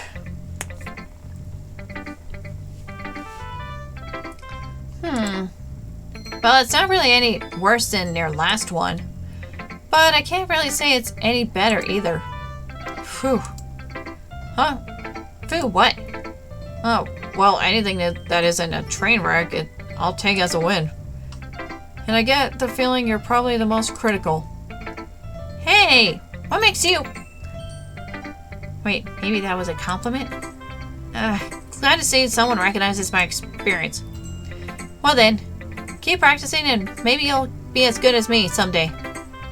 That's, something tells me Natsuki completely missed the point. Come to think of it, this kind of reminds me of Saori's poem from yesterday. You think so? Well, I guess if you've been friends with her for so long, you might be on the same wavelength. But you never really struck me as her type. Saori has a type. Saori has a type all of a sudden? Well, I don't know, but honestly, how can someone so fluffy spend so much time with someone like you? It's like she's dragging around a dead weight. That was like a little unnecessary. But think of it this way. If it weren't for me, she would probably just fly away like letting go of a balloon. You could say we each take care of each other in our own way. Whatever it is, I don't get it. Oh, yeah, I guess I'm supposed to show you my poem. Here. What? Amy likes spiders. You know what I heard about Amy? Amy likes spiders. A.k.a. wriggly, hairy, ugly spiders. That's why I'm not friends with her. Amy has a cute singing voice. I heard her singing my favorite love song. Every time she sang the chorus, my heart would pound to the rhythm of the words. But she likes spiders. That's why I'm not friends with her. One time I hurt my leg really bad. Amy helped me up and took me to the nurse. I try not to let her touch me. She likes spiders, so her hands are probably gross. That's why I'm not friends with her. Amy has a lot of friends. I always see her talking to people. She probably talks about spiders. What if her friends start to like spiders too? That's why I'm not friends with her. It doesn't matter if she has other hobbies. It doesn't matter if she keeps it private. It doesn't matter if it doesn't hurt anyone. It's gross. She's gross. The world is better off without spider lovers. And I'm gonna tell everyone.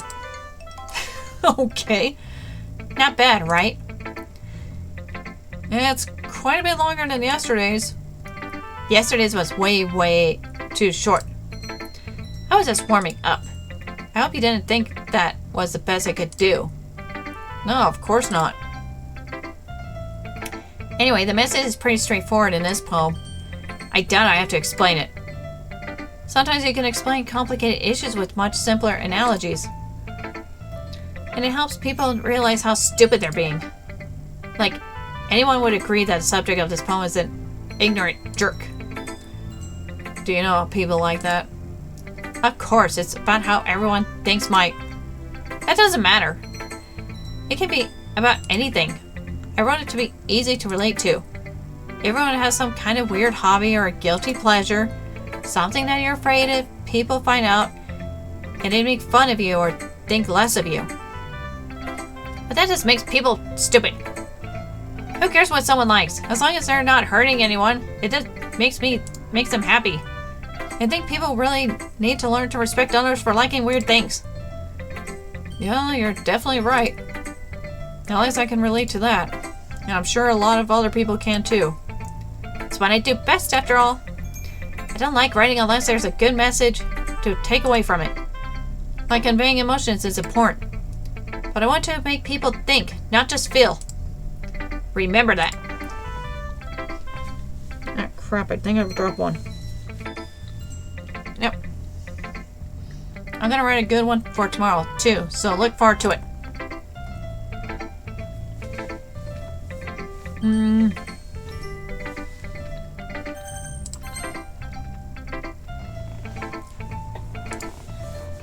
Step Foxy, I really love your poems. I can't believe you've been hiding these from me. I'm not hiding anything. But your poems are so good. Yesterday's and this one too. I can tell you haven't done this before. I mean, you're really the only one who feels that way, so... No way. Not even Natsuki? Well, I guess Natsuki is at least likely to admit how much she likes something. But I don't think that's that. What do you mean? Well, I guess I'll be honest about it. It's a lot easier to write poems when I'm thinking about you. What? Stop thinking weird things, idiot. I just mean that you're a really special, really expressive person, I guess. How am I supposed to write poems about my own How am I supposed to write poems about my own stupid life? But you somehow make everything in your life an adventure. Even the little things. Like cooking?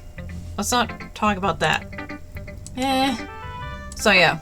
I guess what I'm saying is that I can feel more feelings through you than I can through myself. We have that kind of weird connection. It's your fault for getting in my business all the time. I don't know if I understand. You never understand when I try to explain things to you, do you, Sayori? I bet Sayori's head. Hey! I'm not a kid, you know. Are you sure about that? Maybe. Sayori starts fiddling with her pencil between her hands. Hey, Steph Foxy, will you give me your poem? I kind of want to keep it. Huh? Why? Because, well, that's the first time you've written something for me. Sayori, you completely misunderstood. I didn't write this for you. Are you even listening anymore? Oh, whatever. I'll give it to you when we go home. Really? I broke my pencil! Sayori hastily bends down to pick up the piece she dropped. But being inattentive of her surroundings, she bumps right into me. Sorry. It's fine, it's fine. I'll get it for you. I bend down and pick up the broken pencil. Sayori clutches the desk behind her to support herself, knees shaking. I'm a little clumsy today. Let's sit down, Sayori. Yeah. I grab Sayori's arm and help her sit at the desk. Anyway, I still haven't read your poem. Oh, sorry, I forgot about that. But it's not as good as yours. Jeez, don't worry. I'm sure I'll like it. Battles? I pop off my scalp like the lid of a cookie jar. Jesus! It's a secret place where I keep all my dreams. Little balls of sunshine, all rubbing together like a bundle of kittens. I reach inside with my thumb and forefinger and pluck one out. It's warm and tingly, but there's no time to waste. I put it in a bottle to keep it safe, and I put the bottle on the shelf with all of the other bottles. Happy thoughts, happy thoughts, happy thoughts, and bottles all in a row. My collection makes me lots of friends. Each bottle is starlight to make amends. Sometimes my friend feels a certain way. Down comes a ball to save the day. Night after night, more dreams. Friends after friend. More bottles. Deeper and deeper my fingers go. Like exploring a dark cave, discovering the secrets hiding in the nooks and crannies. Digging and digging, scraping and scraping.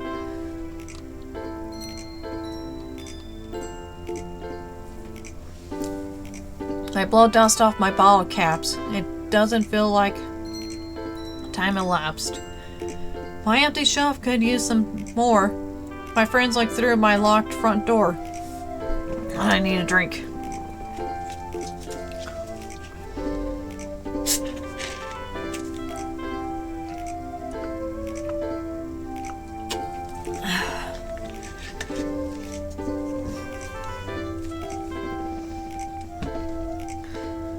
Finally all done, I open up and in come my friends. In they come in such a hurry.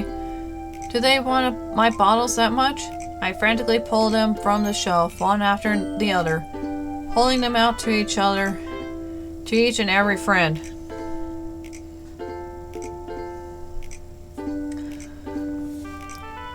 Each and every bottle, but every time I let one go, it shatters against the tile between my feet. Happy thoughts, happy thoughts, happy thoughts, and shards all over the floor. They were supposed to be for my friends who aren't smiling. They're all shouting, pleading, something. But all I hear is echo, echo, echo, echo inside my head. Damn. Holy crap. Sorry, did you really write this? Of course I did. Didn't I tell you yesterday I was going to write the best poem ever? Yeah, but I didn't expect something like this coming from you. Monica taught me a whole lot, and I've been really in touch with my feelings recently. I see that you also should talk to someone. It's almost kind of creepy. Creepy? Well, not exactly. Maybe because I'm so used to you being cheerful. Never mind. I'm thinking too hard about it. The point is, it came out good, so you should be proud of it. Ah, thanks.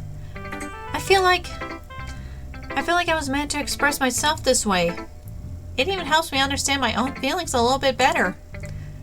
Writing is like magic. You've gotten pretty passionate about this, huh? I hope you keep it up. Yeah! Writing's the best! I'm gonna keep writing until I die. Okay. Alright, don't get ahead of yourself. Sayori's always had a habit of getting obsessed with something before dropping it no more than a week later. I wonder if this is one of those times. But seeing the passion in her eyes makes it hard for me to be pessimistic. Yuri! Let's see what you've written for today. Well done, Steph Foxy. Your skills are already improving. Really? Thanks, Yuri. Coming from you, that means a lot. It's nothing. I'm just happy to help inspire fellow writers. You know you're new to this, so don't worry so much if it seems like you can't get your poem to feel perfect. You don't need to be afraid to be a little more daring. Metaphors can go a long way. Don't feel like you need to work your brain like turning a bunch of gears. Try letting your mind wander through your feelings and write down the things you see and hear. That's one way to truly enable your reader to see into your mind. It's a very intimate exercise. Ah, God, I'm trying to talk. I see. That's a certainly interesting technique. Thanks for sharing. I have, an example of that if you'd like to read it. Of course. Is this the poem you wrote for today? Yuri nods and timidly hands me her poem. Oh, the raccoon! It happened in the dead of night while I was slicing bread for a guilty snack. My attention was caught by the scuttering of a raccoon outside my window. That was, I believe, the first time I noticed my strange tendencies as an unordinary human. I gave a raccoon a piece of bread, my subconscious, well aware of the consequences, well aware that a raccoon that is fed will always come back for more. The enticing beauty of my cutting knife was the symptom, the bread, my hungry curiosity, the raccoon, an urge? The moon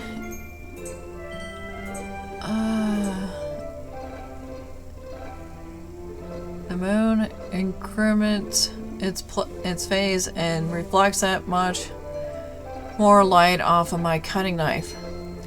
The very same light that glistens in the eyes of my raccoon friend. I slice the bread fresh and soft. The raccoon becomes excited, or perhaps I'm merely projecting my emotions onto this newly satisfied animal. The raccoon has taken to following me. You could say that we've gotten quite used to each other. The raccoon becomes hungry more and more frequently, so my bread is always handy. Every time I brandish my cutting knife, the raccoon shows me its excitement.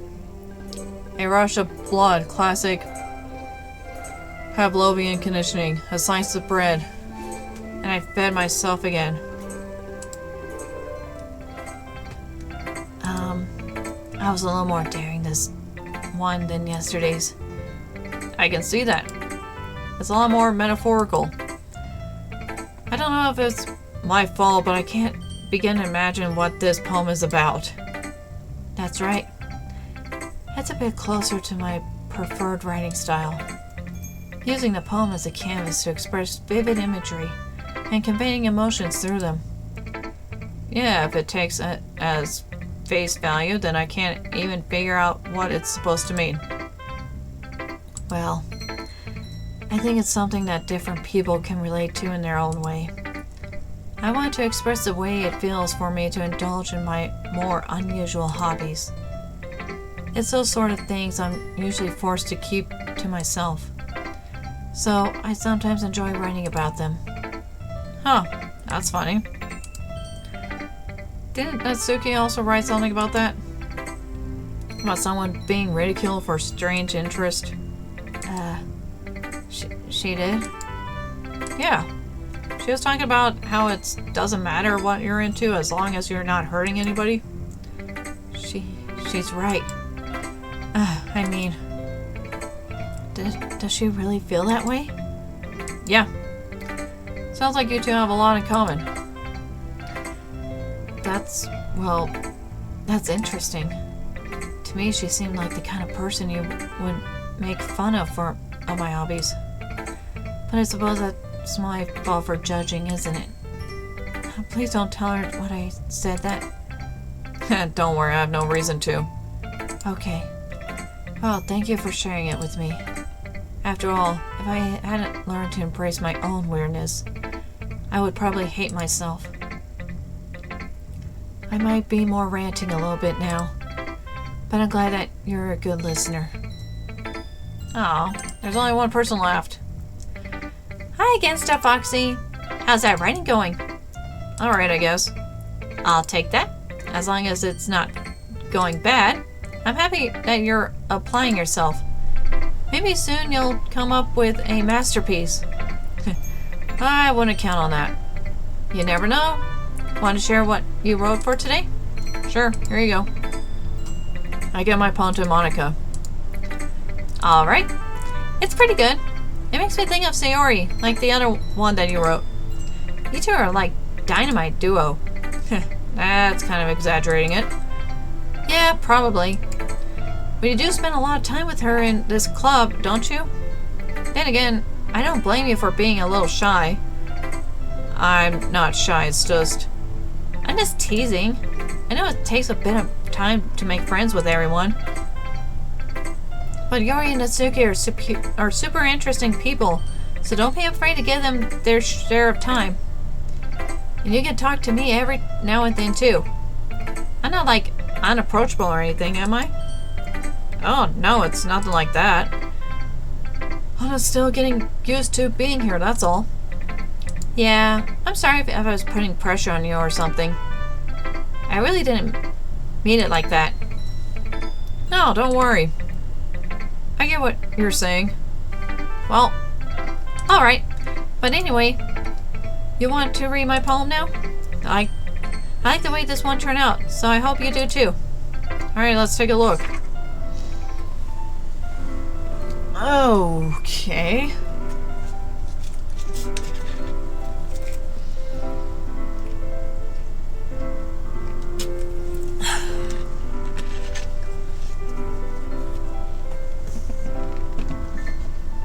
Alright, save me. The colors, they won't stop. Bright, beautiful colors. Flashing, expanding, piercing. Red, blue, red, green, blue. God, I can't even read. An endless cacophony of meaningless noise. That noise, it won't stop. Violent, grating waveforms. Squeaking, screeching, piercing. Giant cogent tangent, like playing a chalkboard on a turntable, like playing a vinyl on a pizza crust. An endless poem of meaningless. Load me.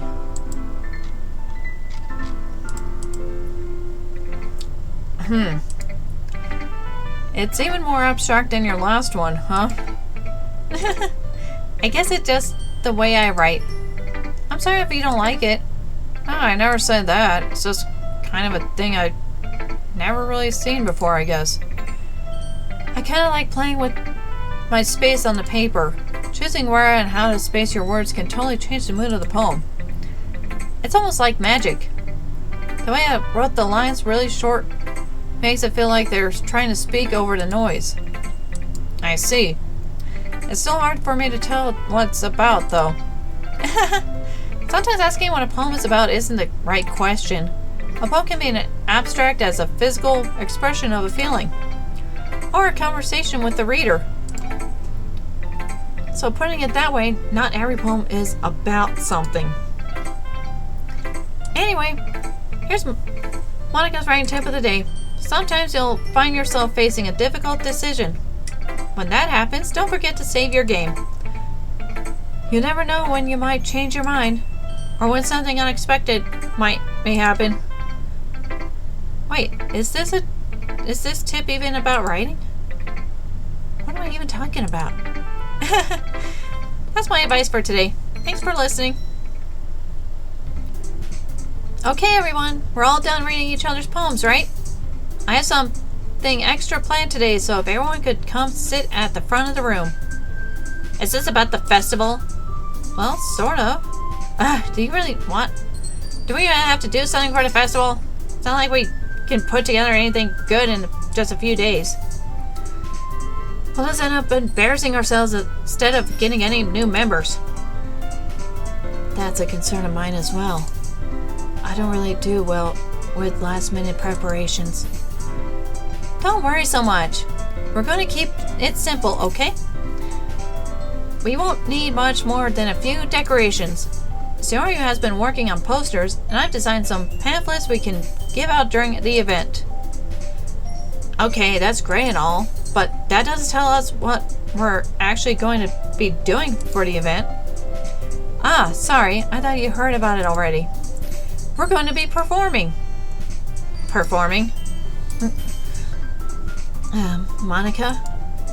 Yeah, we're going to be having poetry performance. Each of us are going to choose a poem to recite during the event. But the cool part is, we're also going to let anyone else come up and recite poems too. Saori's putting it on all the posters in case anyone wants to prepare ahead of time. Saori, who's been coloring a poster, holds it up for us to see. Are you kidding me, Monica? You didn't already start putting these posters up, did you? Well, I did. Do you really think it's that bad of an idea? Well, no. It's not a bad idea. But I didn't sign up for this, you know? There's no way I'm going to be performing in front of a group of people like that. I agree with Natsuki. I can never in my life do something like that. Imagining it, Yuri shakes her head in fear. Guys? No, Saori, I understand where they're coming from. Remember that Natsuki and Yuri have never shared their poems with anyone until just a couple days ago. It's a lot to ask for them to recite their poems out loud to a whole room full of people. I guess I kind of overlooked that. So, I'm sorry. But I still think we should give it our best. We're the only ones responsible for the fate of this club. If we start the event and each put on a good performance, then it will inspire others to do the same. And the more people who perform, the better we'll be able to show everyone what literature is all about. Yeah! It's about expressing your feelings, being intimate with yourself, finding new horizons, and having fun. That's right. And those reasons, we're all in this club together. Don't you want to share that with the others? Ugh. To inspire them to find the same feelings that brought you here in the first place? I know you do. I know we all do. And if it all takes is standing in front of a room for 2 minutes and reciting a poem, then I know we can do it. Natsuki and Yuri remain silent. Saori looks worried. I guess that leaves me no choice. I agree. I don't think it's too much to ask. I think that Saori and Monica have been trying really hard to get new members. The least we can do is help them a little bit. Well, maybe, but it looks like Natsuki doesn't have any arguments left. Okay, fine. I guess I'll just have to get it over with. Alright! Phew. Thanks, Natsuki. What about you, Yuri? Yuri dejectedly glances around at everyone else's expectant faces. I guess I don't really have a choice. Ah, that's everyone! You're the best, Yuri! This club is seriously going to be the death of me. Oh gosh, you'll be fine, Yuri. But anyway, let's move on to the main event. I want each of you to choose a poem of yours. We're going to practice reciting them in front of each other. No way. Monica. This is too sudden. Well, if you can't recite your poem in front of the club, how do you expect to do it in front of strangers? Oh no. Don't worry. I'll start off to help everyone a little more comfortable. Can I go next? Of course. Now let's see. Monica flips through her notebook to the specific poem she has in mind up for herself. She then stands behind the podium. The title of this poem is The Way They Fly. Monica begins reciting her poem. Her clear, confident voice fills the room. More than that, her inflection is pristine. She knows exactly how to apply emotion behind each line she recites, bringing the world to life. Is this something she's done before, or is she simply a natural? I glance around me. Everyone has their eyes on Monica. Sayori looks amazed. Yuri has an intense expression on her face that I don't understand. Finally, Monica finishes the recitation. The four of us applaud. Monica takes a breath and smiles. That was so good, Monica! Thank you very much. I was just hoping to set a good example. Are you ready to go next, Sayori? I'll go next. What? Yuri's fired up all of a sudden.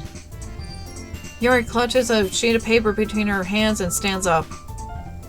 Keeping her head down, she walks quickly over to the podium. This poem is called... Yuri anxiously glances at each of us. You can do it, Yuri. It's called After Image of a Crimson Eye. Yuri's voice shakes as she starts reading the poem. Just a moment ago, she practically refused to do this. Why is she suddenly putting in so much effort? As Yuri gets past the first couple lines, her voice changes. It's almost like what happens when Yuri gets absorbed in her books. Her quivering words transform into the sharp syllables of a fierce and confident woman. The poem is full of twists and turns and is structured as she enunciates with perfect timing. My throat's getting dry.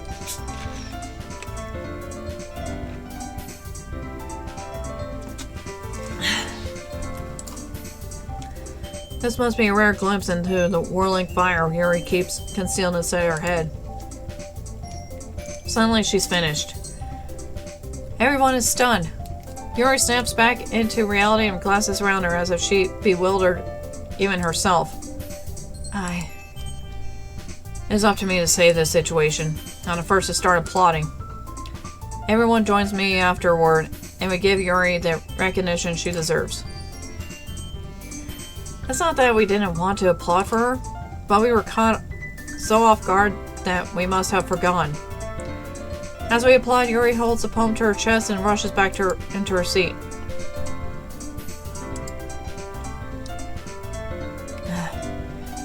Yuri, that was really good. Thank you for sharing. Looks like Yuri is done for the count. Okay, I guess I'm next then. Yuri hops up out of her chair and cheerfully walks to the podium. This one's called My Meadow. Sorry, I giggled. Sorry. It's a lot harder than I thought. How'd you guys do it so easily? Try not to think of it like you're reciting to other people. Imagine you're reciting it to yourself, like in front of a mirror or in your own head. It's your poem, so it'll come out the best that way. I see. Okay then. Sayori begins her poem. Somehow it feels like her soft voice was made as perfect match. The poem isn't aimlessly cheery like Sayori is. It's serene and bittersweet. If I were to read this on paper, I probably wouldn't think much of it. But hearing it come from Sayori's voice almost gives it a whole new meaning. Maybe this is what Sayori meant that she says she likes my poems. It's like I get to reach more deeply into someone I thought I knew through and through. Sayori finishes and we applaud. I did it! Good job, Sayori. Even Step Foxy liked it. I guess that's a good sign. What does that even mean? It came out nicely, Sayori. The atmosphere of the poem fits you really nicely. But it might be that other poems wouldn't work quite as well with that kind of delivery. I really don't understand. In other words, I've seen poems of yours where that sort of gentle delivery wouldn't work as well. They might need a little more force behind them, depending on what you're reading. Oh, I know what you mean. Well, I've been practicing that kind of thing.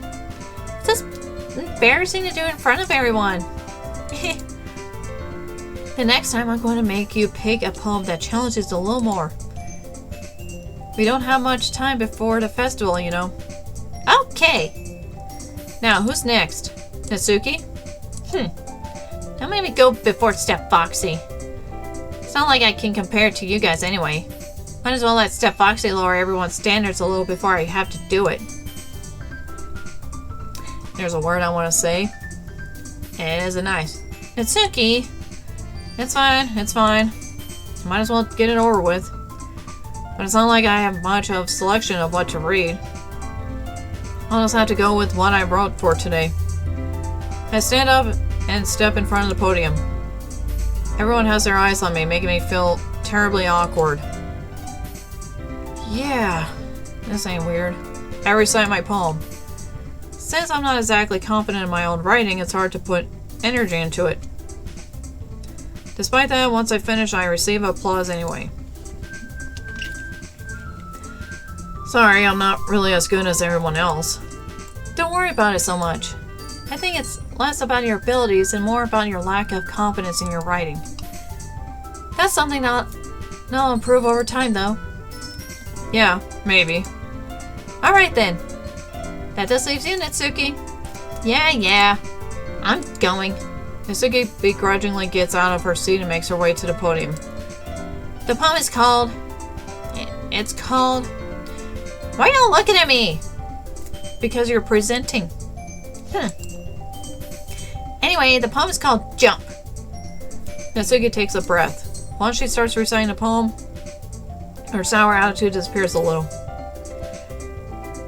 While she's still a little unenthused, her poem has a rhythm and rhyme to it. It's Natsuki's trademark style, and it works surprisingly well when spoken aloud. The words feel like they bounce up and down as if giving life to the poem. Natsuki finishes and everyone applauds. She hops back to her seat.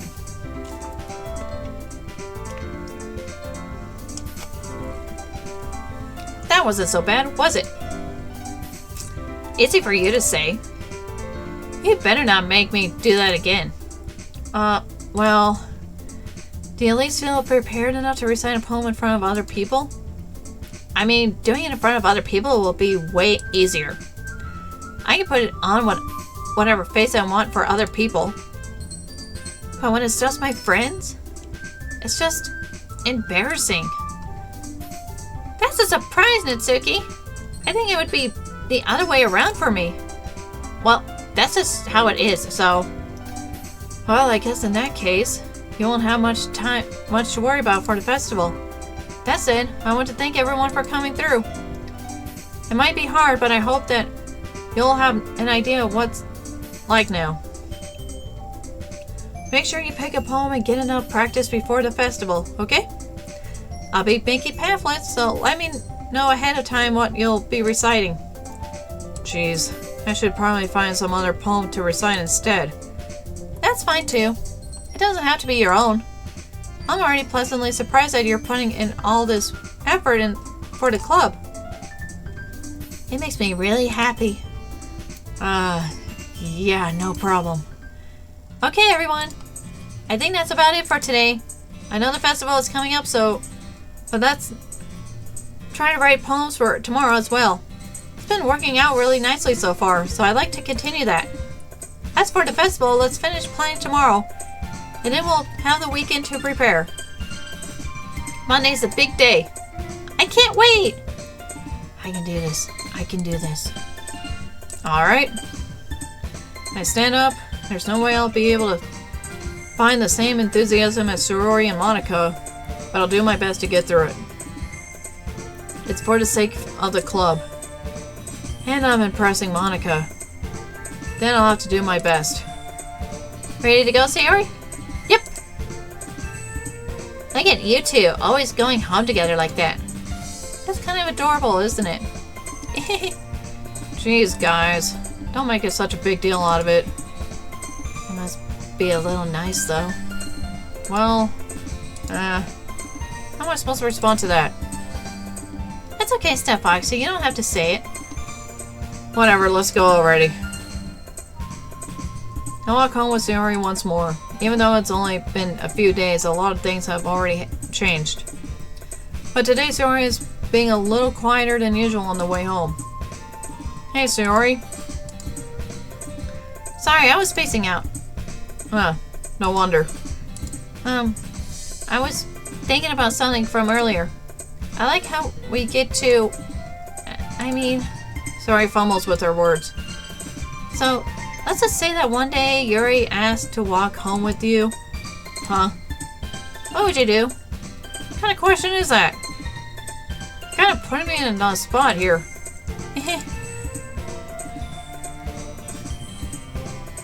Well, okay.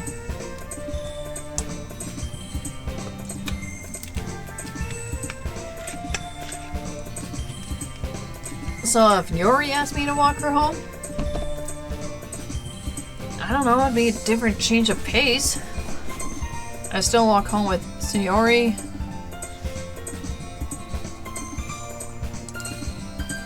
I don't know.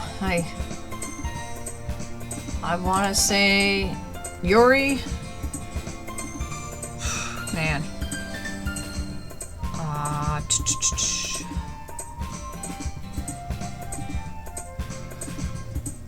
I'm gonna say Yuri.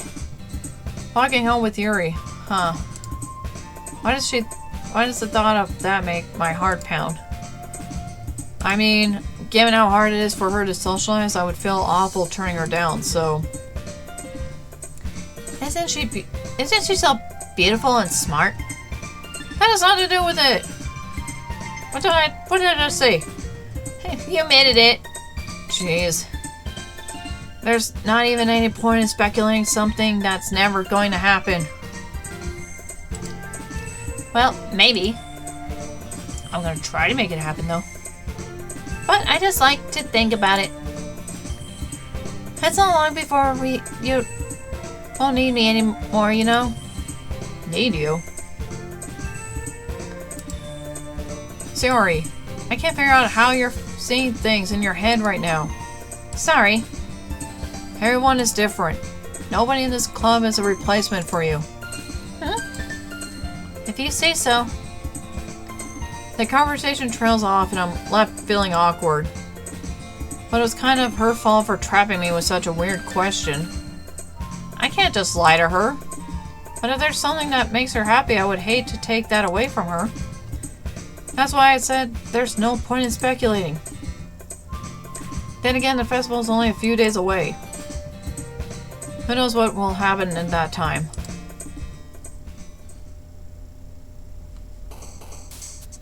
Yay, it's time to write a poem.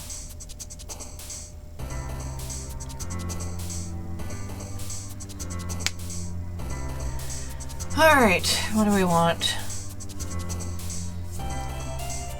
We got lollipop, warm, crimson, sensation, waterfall, graveyard, existence, kitty, bubbles, and rose.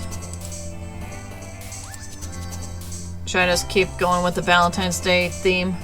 So like rose. We got aura, friends, whisper, flee, horror, uncontrollable, grief, promise, sunny, destiny. I like aura. Anger, jumpy, charm, adventure, peace, poof, family, captive, party, lust. Gotta go with lust. Flower, rainbow, puppy, ambient, Doki Doki, portrait, Valentine. I gotta do Valentine, it's Valentine's Day. cheeks, hurt, smile, tragedy, fantasy, journey, ocean. I don't like the ocean. Anxiety, wrath, milk.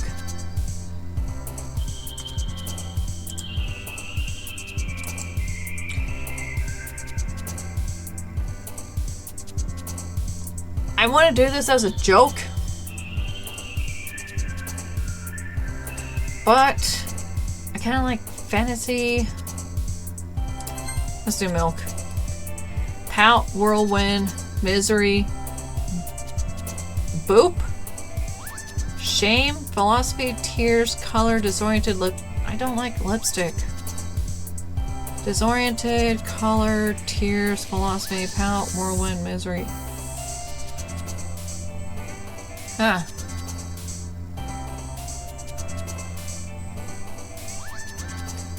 I guess color? Vanilla, heart, pure, shiny, disaster, rain cloud. Melody, sugar, landscape, incapable. Let's do pure.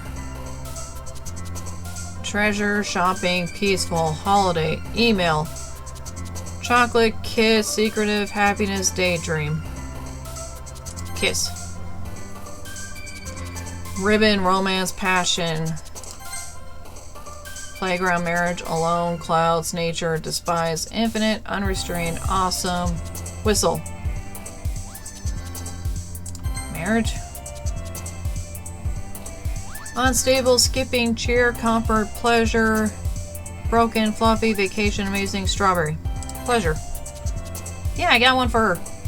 Judgment, atone, essence, flying, games, dream, agonizing, time, variance, skirt. Essence. Scars, melancholy, candy, calm, fireflies, memories, unending, eternity, wonderful, fireworks. Parfait, incongruent, frightening, nightgown, dark, laugh, lucky, giggled, pink, depression.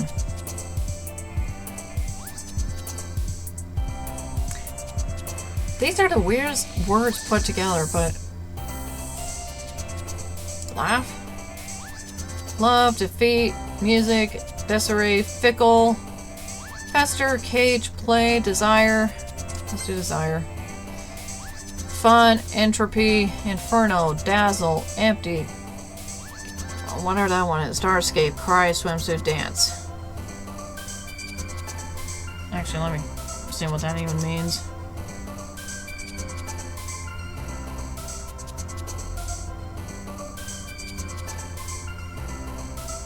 Cute. And Starscape.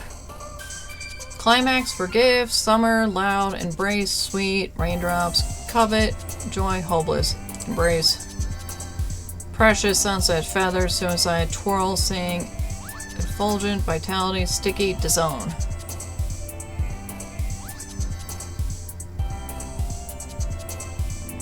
That's effulgent.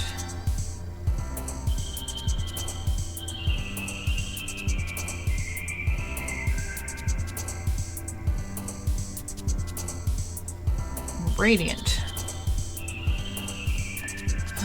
Let's see. Sing. Extraordinary. Socks, beauty, insight, vivacious, spinning, nibble, imagination, fear, massacre. Extraordinary. Hop, special, vibrant, clumsy, excitement, bouncy, bed, analysis, prayer, explode. Vibrant.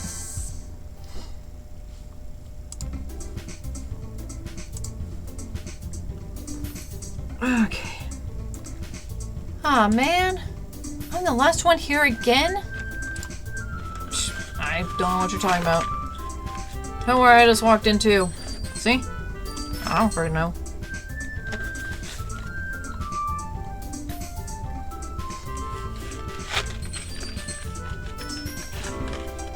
Sorry, I'm kind of hungry.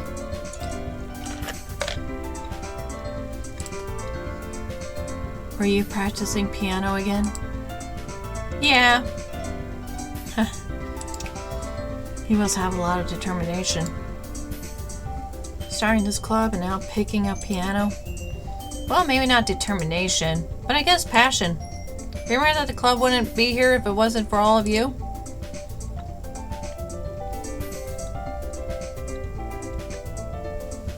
And I'm super happy that we're all willing to help out for the festival, too. I can't wait for the festival. It's gonna be great. Weren't you complaining about it just yesterday, Natsuki? Oh, yeah. I'm not talking about our part of the festival. But it's a whole day of school where we get to play and eat all kinds of delicious food.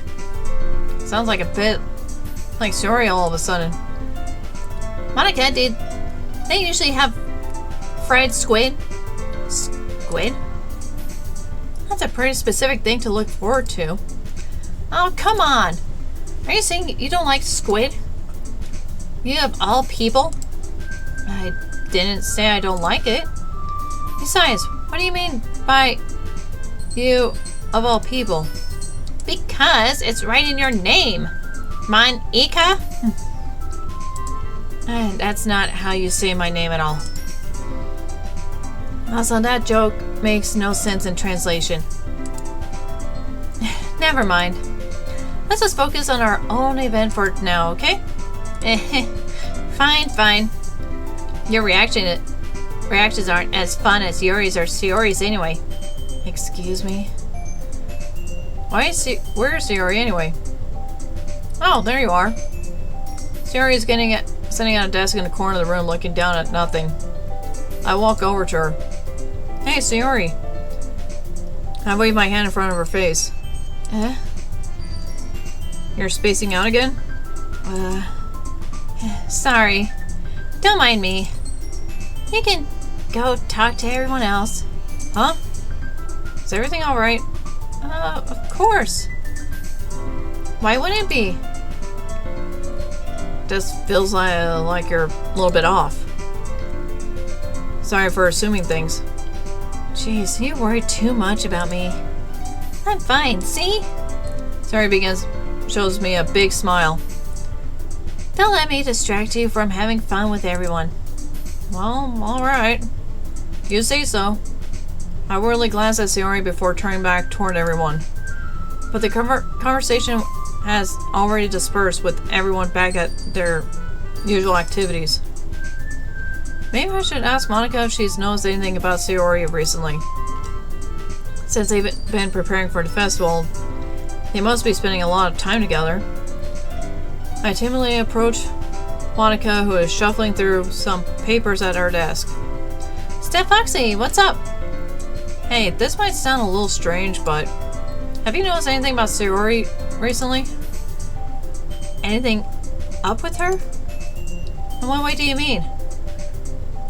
Maybe I'm reading into it a little too much, but it seems a bit downcast today. Oh, you think so? I can't say I've noticed anything about her. Monica peers across the room at Sayori, who is idly dragging a rubber eraser up and down her desk. Maybe there is something on her mind. But I'm surprised I'm not the one asking. I'm surprised I'm not the one asking you, Steph Foxy. You certainly know her a lot better than I do. Yeah, but she never really liked this. She's always talked to me about things that bothered her. But this time when I asked her, she was really dismissive. Sorry, I know it's not your problem. I just want to ask you if you knew anything, so I'll drop it now. No, it's important to me too. I mean, I'm also friends with her. And I also care about the well-being of my club members, you know. Maybe I'll try talking to her myself. Are you sure about that? She seemed like she wanted to be left alone. Are you sure? Maybe she just has a hard time bringing it up with the person of interest. Person of interest? What do you mean by that? I'm saying that maybe the thing on her mind is you, Steph Foxy. Me? How on earth would you come to that conclusion? Well, I probably shouldn't say too much, but Sayori talks about you more than anything else, you know. She She's been so much happier ever since you've joined the club. It's been an extra light was turned on inside of her. What? No way. It's always like that. She's always been full of sunshine. It's not any different now than it's always has been. You're so funny, Steph Foxy. Have you thought that maybe you've always seen her as so cheerful because that's just how she is when she's around you? I said too much. I'm sorry. What do I know anyway? I didn't mean to jump to conclusions, so you should just forget about what I said. I'll try to talk to her, so try not to think about it for now. Ah, alright.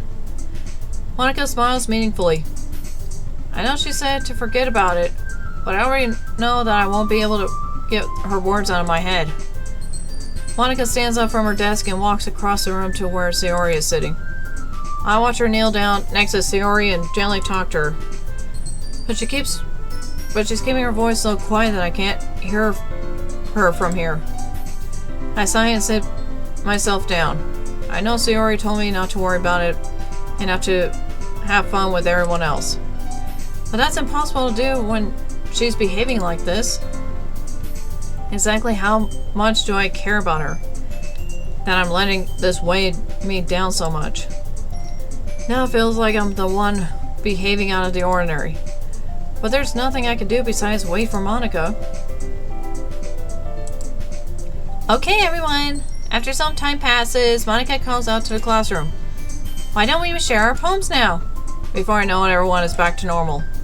Everyone goes to retrieve their poems, and I do the same. I make eye contact with Monica, and she smiles at me. I wonder what she was talking about with Sayori. Alright, the fun part. Let's try... I kind of want to keep Sayori last just because of the awkwardness. So let's try Monica first. Hi, Steph Foxy. Have you thought about what you want to submit to perform at the festival? Well, being in this club is one thing, but performing in front of a bunch of people? I'll have to give it some more thought. Okay, no pressure. But whatever you do, I'm sure it'll turn out great. It would also make me happy to see. Anyway, let's take a look at today's poem. Sure. Excuse me. I let Monica take the poem I'm holding in my hands. That's kind of funny. How so? No, not the poem. I mean, it's funny how your poems and Sayori's poems have been getting more and more similar to each other's every day.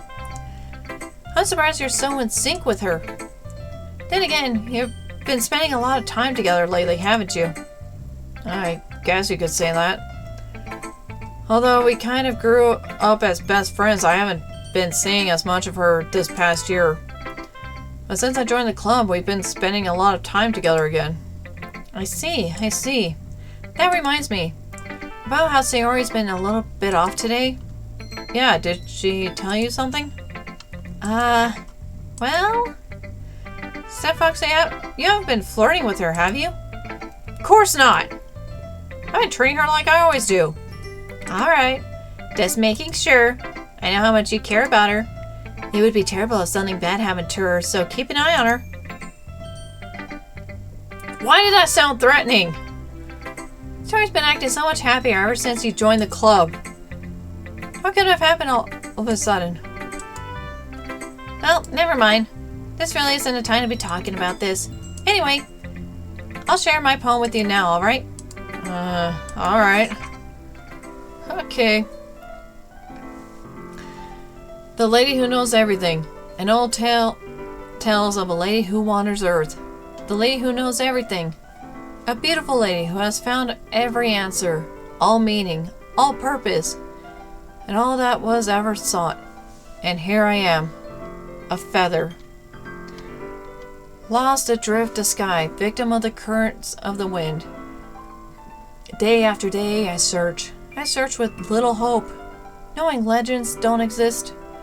But when all else has failed me, when all others have turned away, The legend is all that remains, the last dim star glimmering in the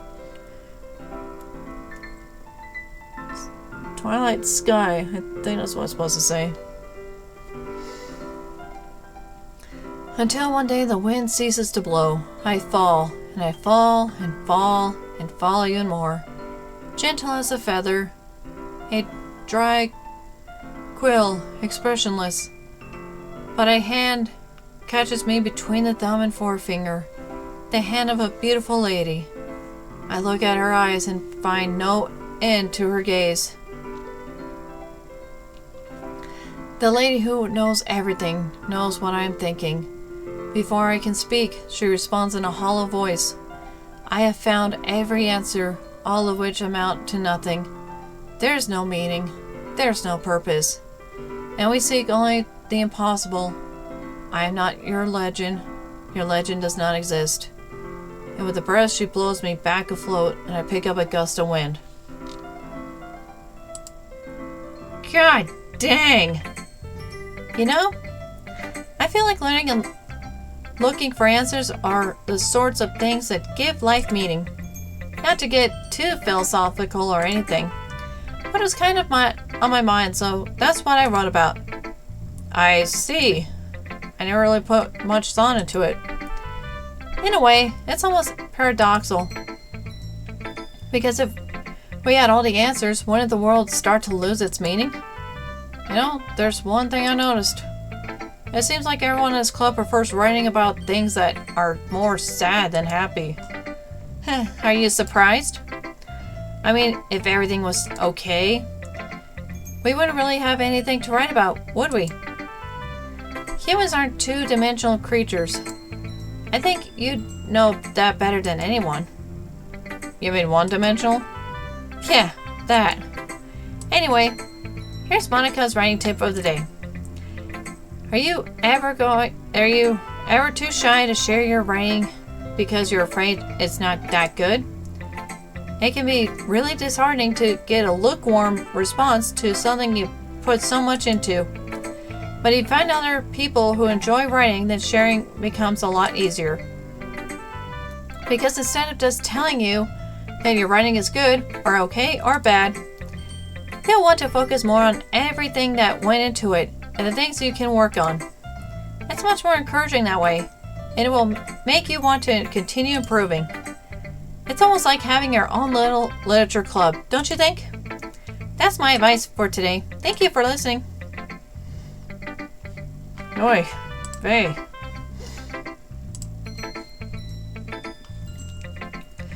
Okay, who should read my poem next? Let's do Natsuki. This one's alright. Alright? Well, yeah. About as good as yesterday's anyway. I see what you're going for, but it's just not really my style. I mean, that's fine. I'm mostly just glad that you're trying a little bit. Well, of course I'm at least trying. Why are you so emotional, invested in my poems anyway? Or anyway, is that more of a compliment to me? No, gross. It's not like I care. It's just that one of us in this club has to be more sure you're not slacking off. Really? Well, what if you ended up just scaring me away? It's not like you would actually do that. Yeah, you're right. It's kind of fun to hang out here, even if I have to put up with you. Gah! Mizuki's elbow connects with my stomach. Oh, maybe I won't mind scaring you away after all. I was just joking. Oh, I know. Don't worry. I was too. How the hell do I call that a joke? That seriously hurt. Well, maybe it was funny to her. I guess that's kind of the point. I should really just wash my mouth around Natsuki. Anyway, Natsuki holds her poem out to me like nothing even happened. I'll be your beach? Your mind is so full of troubles and fears that diminished your wander over the years. But today I have a special place, a beach for us to go. A shore reaching beyond your sight, a sea that sparkles with brilliant light. The walls in your mind will melt away before the sunny glow. I'll be the beach that washes your worries away. I'll be the beach that you daydream about each day. I'll be the beach that makes your heart leap in a way you thought had left you long ago. Let's bury your heavy thoughts in a pile of sand. Bathe in sunbeams and hold my hand. Wash your insecurities in the salty sea and let me see you shine. Let's leave your memories in a footprint trail. Set you free in my windy sail. And remember the reasons you're wonderful when you press your lips to mine. I'll be the beach that washes your worries away. I'll be the beach that you daydream about each day. I'll be the beach that makes your heart leap in a way you thought had left you long ago. But if you let me by your side, your own beach, your own escape, you'll learn to love yourself again.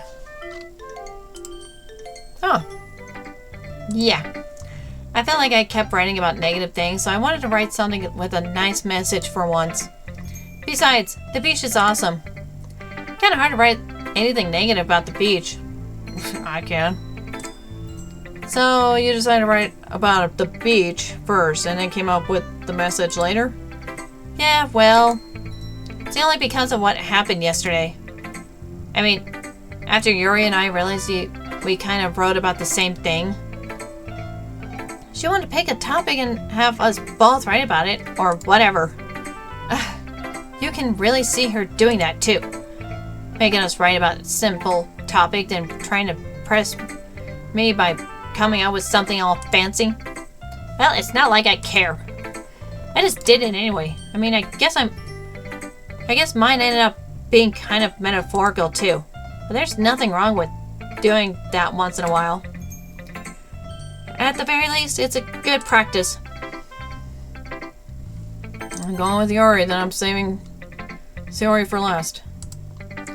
Well done, Steph Foxy. You've definitely improved your writing over the course of these few days. Has my advice been helpful to you?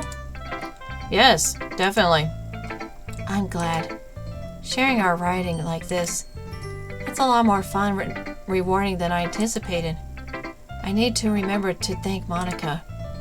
I think we all felt a little awkward at first, but now it seems like everyone is enjoying sharing their writing and seeing what others think. I guess I can't really disagree. I was afraid this whole thing would be a chore. But it's a great way for me to spend some personal time with all the girls in the club. But it's been fun getting to know everyone and their writing. And I guess doing some writing myself. Well, have you learned anything about yourself, Steph Foxy? Well, you know how I like to say that writing is a very personal way to get in touch with yourself. In the end, it doesn't matter if you're a good writer or a bad writer. And even my opinions are just opinions, you know. As always, I remember what's most important is exploring and discovering yourself. That's comforting. I'm kind of afraid of disappointing you in some way or another.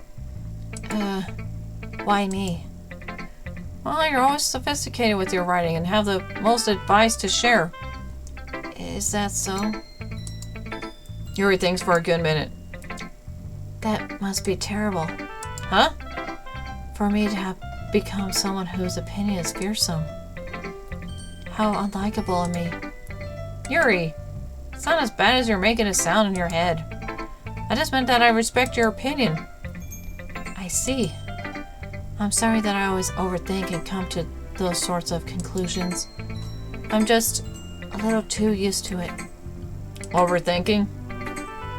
Being disliked. Yuri. What am I saying? I'm sorry, I didn't mean to bring that up. Let's move on. Alright. Do you want to share your poem now? Okay. Here. Alright, the cursive. Beach! A marvel millions of years in the making, where the womb of Earth elastically meets the surface. Under a clear blue sky, an expanse of bliss, but beneath gray rolling clouds, an endless engine. Right? Am I reading that one right? The easiest world to get lost in is one where everything can be found.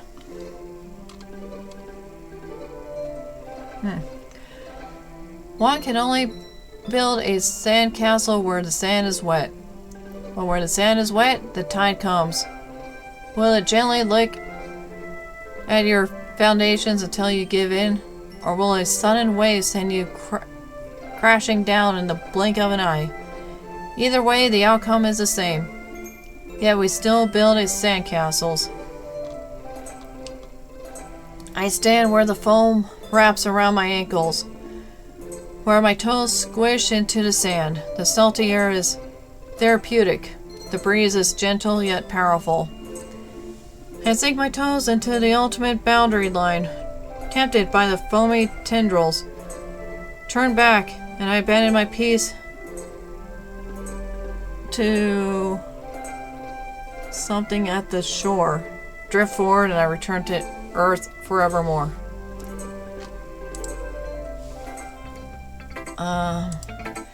I'm aware that the beach is a kind of an insane thing to write about, but I did my best to take a metaphorical approach to it. Yeah, Natsuki already told me about it. She did? She didn't say anything weird, did she? She just wanted us to write about the same topic again. I suppose to better compare the differences in our writing styles or thought processes. Anyway, it was her idea. Knowing her, it's no surprise that she'd want to do something like that. She probably just wants to show off. It's not like I have a particular interest in her writing style. I just went with her request. But, well, I suppose it's not so bad to write about something simple on occasion. It can be refreshing, you know. It's good for me to calm my thoughts once in a while. Yeah, I think I agree. Thanks for sharing. Alright, Sayori. You got that weird look. This is your best one so far. It's really, really nice stuff, Foxy. Thanks. Sorry, you've been a little quiet today. Is everything alright? Of course. Everything is fine. Maybe I'm just a little tired today. Do you want to nap or something? No, that's silly. Don't worry about me, okay? All I want to see smiles on your face. Oh, alright. Hey, Steph Foxy. I'm still a little surprised. I really thought that you would try writing your poems like the way Yuri does.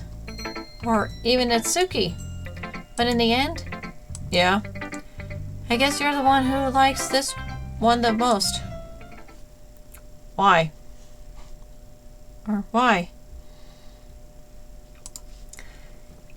You don't want to get closer with everyone else. Wait. Of course I do.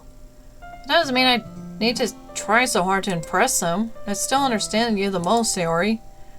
I know you have to sometimes put up with me. I have to sometimes put up with you. But we have a wavelength or something. And this is how the poem came out. Sometimes it feels like you're the only existing thing in my life. So sometimes it's just easier to write when thinking about you. Sayori? No. Steph Foxy. I don't deserve this. You're too nice to me. Why are you doing this? Sayori has trouble keeping her voice steady all of a sudden. If you had fun with everyone else instead, this would be so much easier. Sayori. I glance around the room to make sure nobody has noticed. Sayori. I probably never said this before, but I don't understand what you're feeling right now.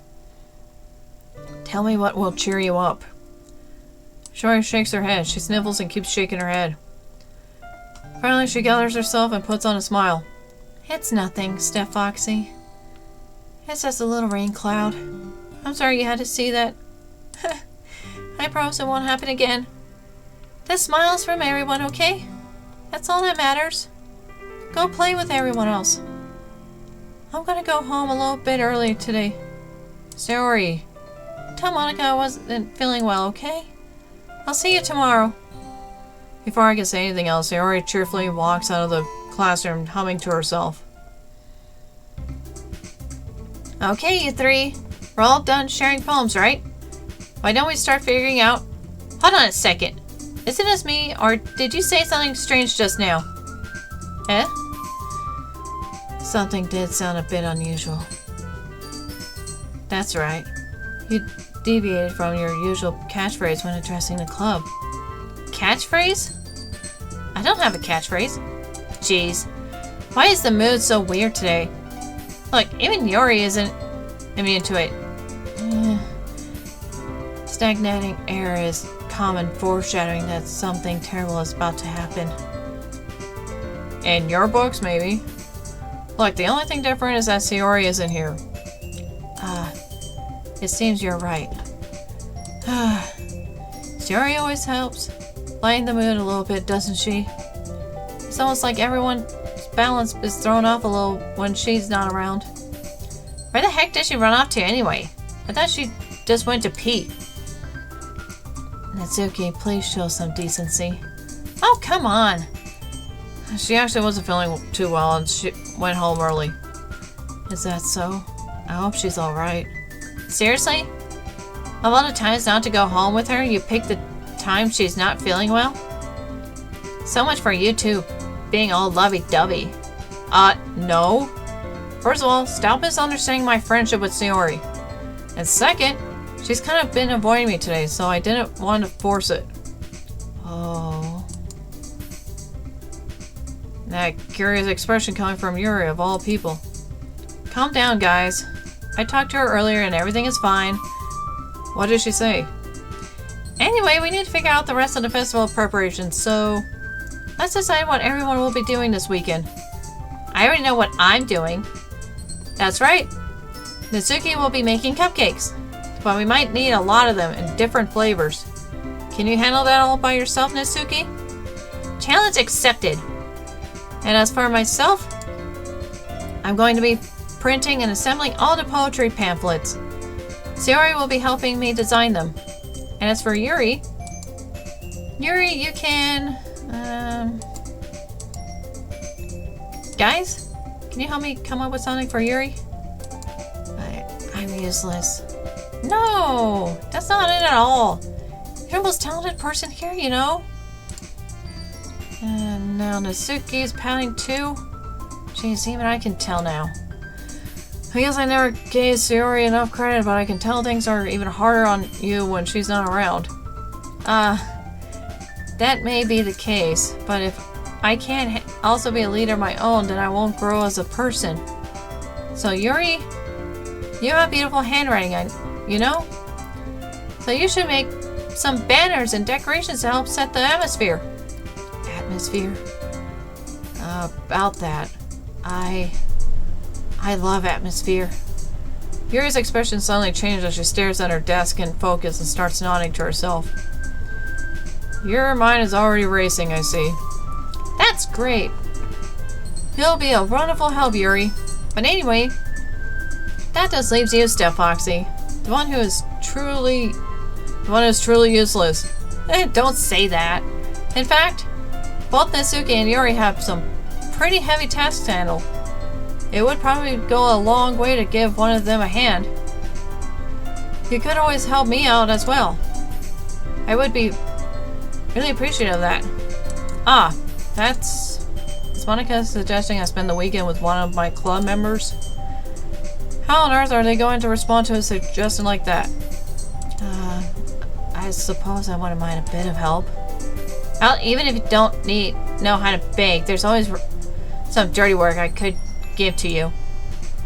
It's not like Monica's going to give me a choice, and you shouldn't be sitting on your butt anyway. Natsuki tries to mumble a bunch of excuses like that. If I recall, Natsuki, you mentioned that you would like to handle the baking on your own. Steph Foxley may not like to be around you, only if you only make him out to be a nuisance. So therefore, he may be more suited to assisting with the decorations. Hold on, I never said that. How hard is it? How hard could it be to make a few decorations anyway? Sounds more like you're just making excuses for Steph Foxy to... What are you saying? It would be extremely meticulous work. And baking isn't? Just what do you think? Guys, let's settle down for a moment. In the end, I think it's up to Steph Foxy to decide how he'd like to contribute. Besides, he hasn't really gotten a chance to spend any time with me yet, you know. So I'm sure he's interested in... You literally just said. I'm surprised as well. Sorry. I was just saying, though. Jeez. Can we just settle this already? Yeah. Steph Foxy, you're okay with this, right? In the end, it's up to you. You guys have been saying this for like 5 minutes.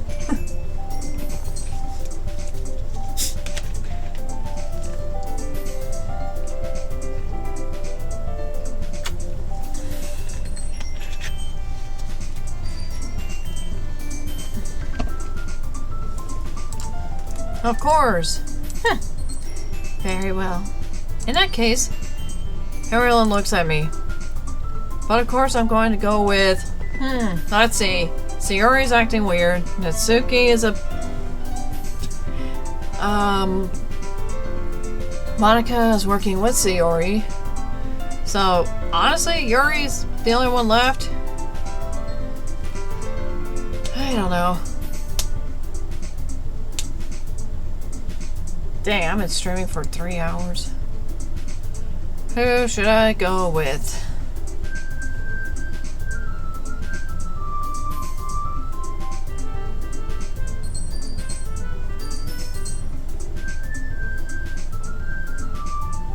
Anybody? Anybody want to take it?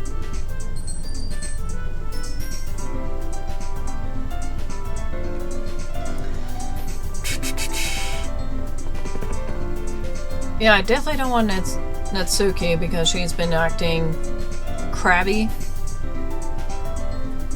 Yuri is really shy, but maybe they'll bring out more in her. Monica and Sayori are working together, so... Huh.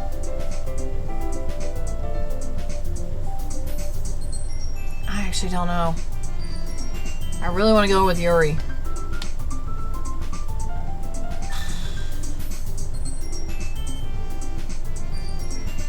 I don't know. It's a... I want to make a good decision, damn it. I'm going with Yuri. I'll probably be most useful helping out Yuri. Me? Are you serious? Why would you... Natsuki, I can already tell you're about to say something mean. No. I was just saying... So you'll be helping Yuri then, Steph Foxy. Yeah. That's what I'm going to do. I'm glad. I have a bad habit of overthinking these sort of things. So I think your assistance will be very useful. That's great to hear. Natsuki, you'll be able to handle the baking by yourself? I mean, yeah. I already said it would be fine. Okay. Everyone can tell that Natsuki is feeling a little sour. So, is that everything you need to go over? Yeah, that should be about it. Are you guys excited? Well, excited may not be the right word. There's just a plane flying right overhead, and it is loud. And I suppose I'm looking forward to it a little bit. Do you feel the same way, Steph Foxy? Me? Yeah, I'm just helping out. Yeah, I guess you could say I'm interested in seeing how it'll turn out. That's good enough for me. How about you, Natsuki? Natsuki? What? Why is everyone yelling at me? I didn't even do anything. No, that's not what I meant at all. Yuri anxiously glances between everyone in the room. I'm sorry for this. I don't really know why Steph Foxy picked me. And also, your cupcakes are the best cupcakes I ever had. They go really well with my tea. And nothing that I do for the event will compare to that, so, I get it. I'm kind of surprised though. Why? Well, I'm the one acting immature. I already know that. But you're trying to cheer me up all of a sudden. I'm not very good at it. I'm sorry if I said something bad. Isuki isn't the only one surprised. Monica and I are also taken aback by Yuri's words. When she already has trouble with words, trying to cheer someone up must be far out of her own comfort zone. But I begin to understand. Yuri was trying to sound like Sayori. Even if it didn't work perfectly, I can tell that she tried to say something Sayori would say at a time like this. Because Sayori always helps everyone smile and feel good about themselves. No! I kind of appreciate it. I'm sorry for making a big deal out of nothing. But I'm going to say this. You better bet my cupcakes are going to be the best part of the whole event. I believe you. Yeah! I hope to see everyone do their best. But with that, there's nothing more for today. So I guess it's time for us to head out. Alright, let's go out. Let's get out of here then. Thank God. Everyone packs up their things. I start to follow Monica and Natsuki out the door as they chat between each other. Eh? I'll turn around. Sorry. I realized that I don't have any way of contacting you this weekend. Oh, you're right. I can't believe that slipped my mind. Should I give you my phone number? I think that would be the best way, yes. Alright then. Yuri and I exchange phone numbers. Okay. Then I'll be stopping by your house on Sunday. My house? Is that a problem? No, not at all. I just thought that I would be the one going to your house since I'm the one helping you. I suppose that makes sense. But if you don't mind, I think I would prefer going to your house. Alright. In that case, that won't be a problem. I decided not to press Yuri for a reason.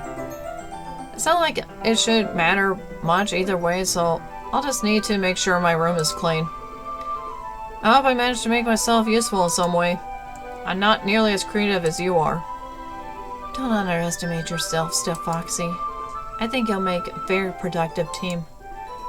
Even if you only chose me because you felt bad or something. Wait, you don't actually think of that, do you? I don't know. It's difficult to come up with any other reason you might have chosen me. You're forgetting the one reason with the most common sense. I chose to help you because that's what I want to do. But Yuri thinks to herself an extremely tense expression. Yuri, you're overthinking this. You wanted me to point out when you're overthinking, right?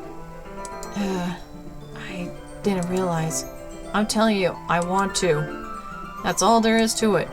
Do you blame me? Yuri thinks really hard again. She looks straight into my eyes for a long time. I believe you. As if it took her tremendous effort, Yuri finally says that and relaxes her expression. And I'm really looking forward to Sunday. Yeah, I am too. After that exchange, I make my way out the door and Yuri follows. I can't believe this. Yuri is coming over to my house on Sunday? My anxiety shoots through the roof, even though I've gotten pretty used to handling her at this point. There's no telling what might end up happening when we're outside of school. More than that, she told me that she was looking forward to it. Is this a chance I have to make something happen between us? Or is it too early for that? Only time will tell. And until then, I won't be able to take my mind off of it. I seriously can't wait.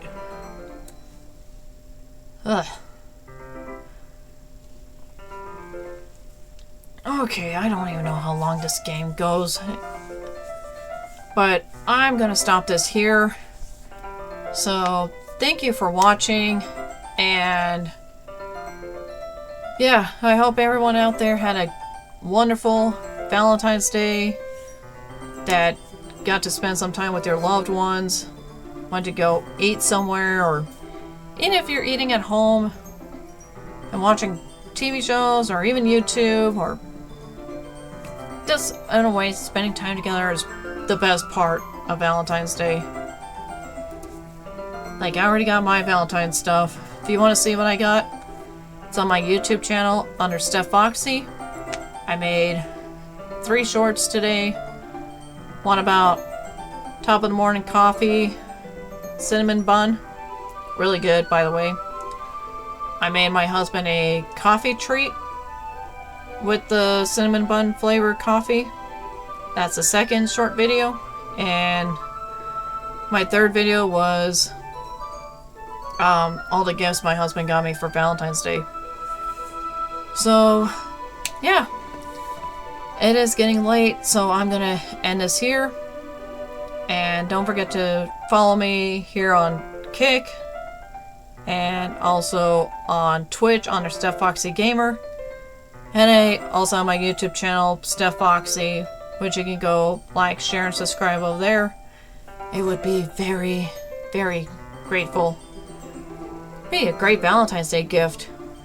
You know, share the love. Love, love, love. So, I'm gonna go. Alright, see you guys later. Have a great, wonderful night. Love y'all. Bye.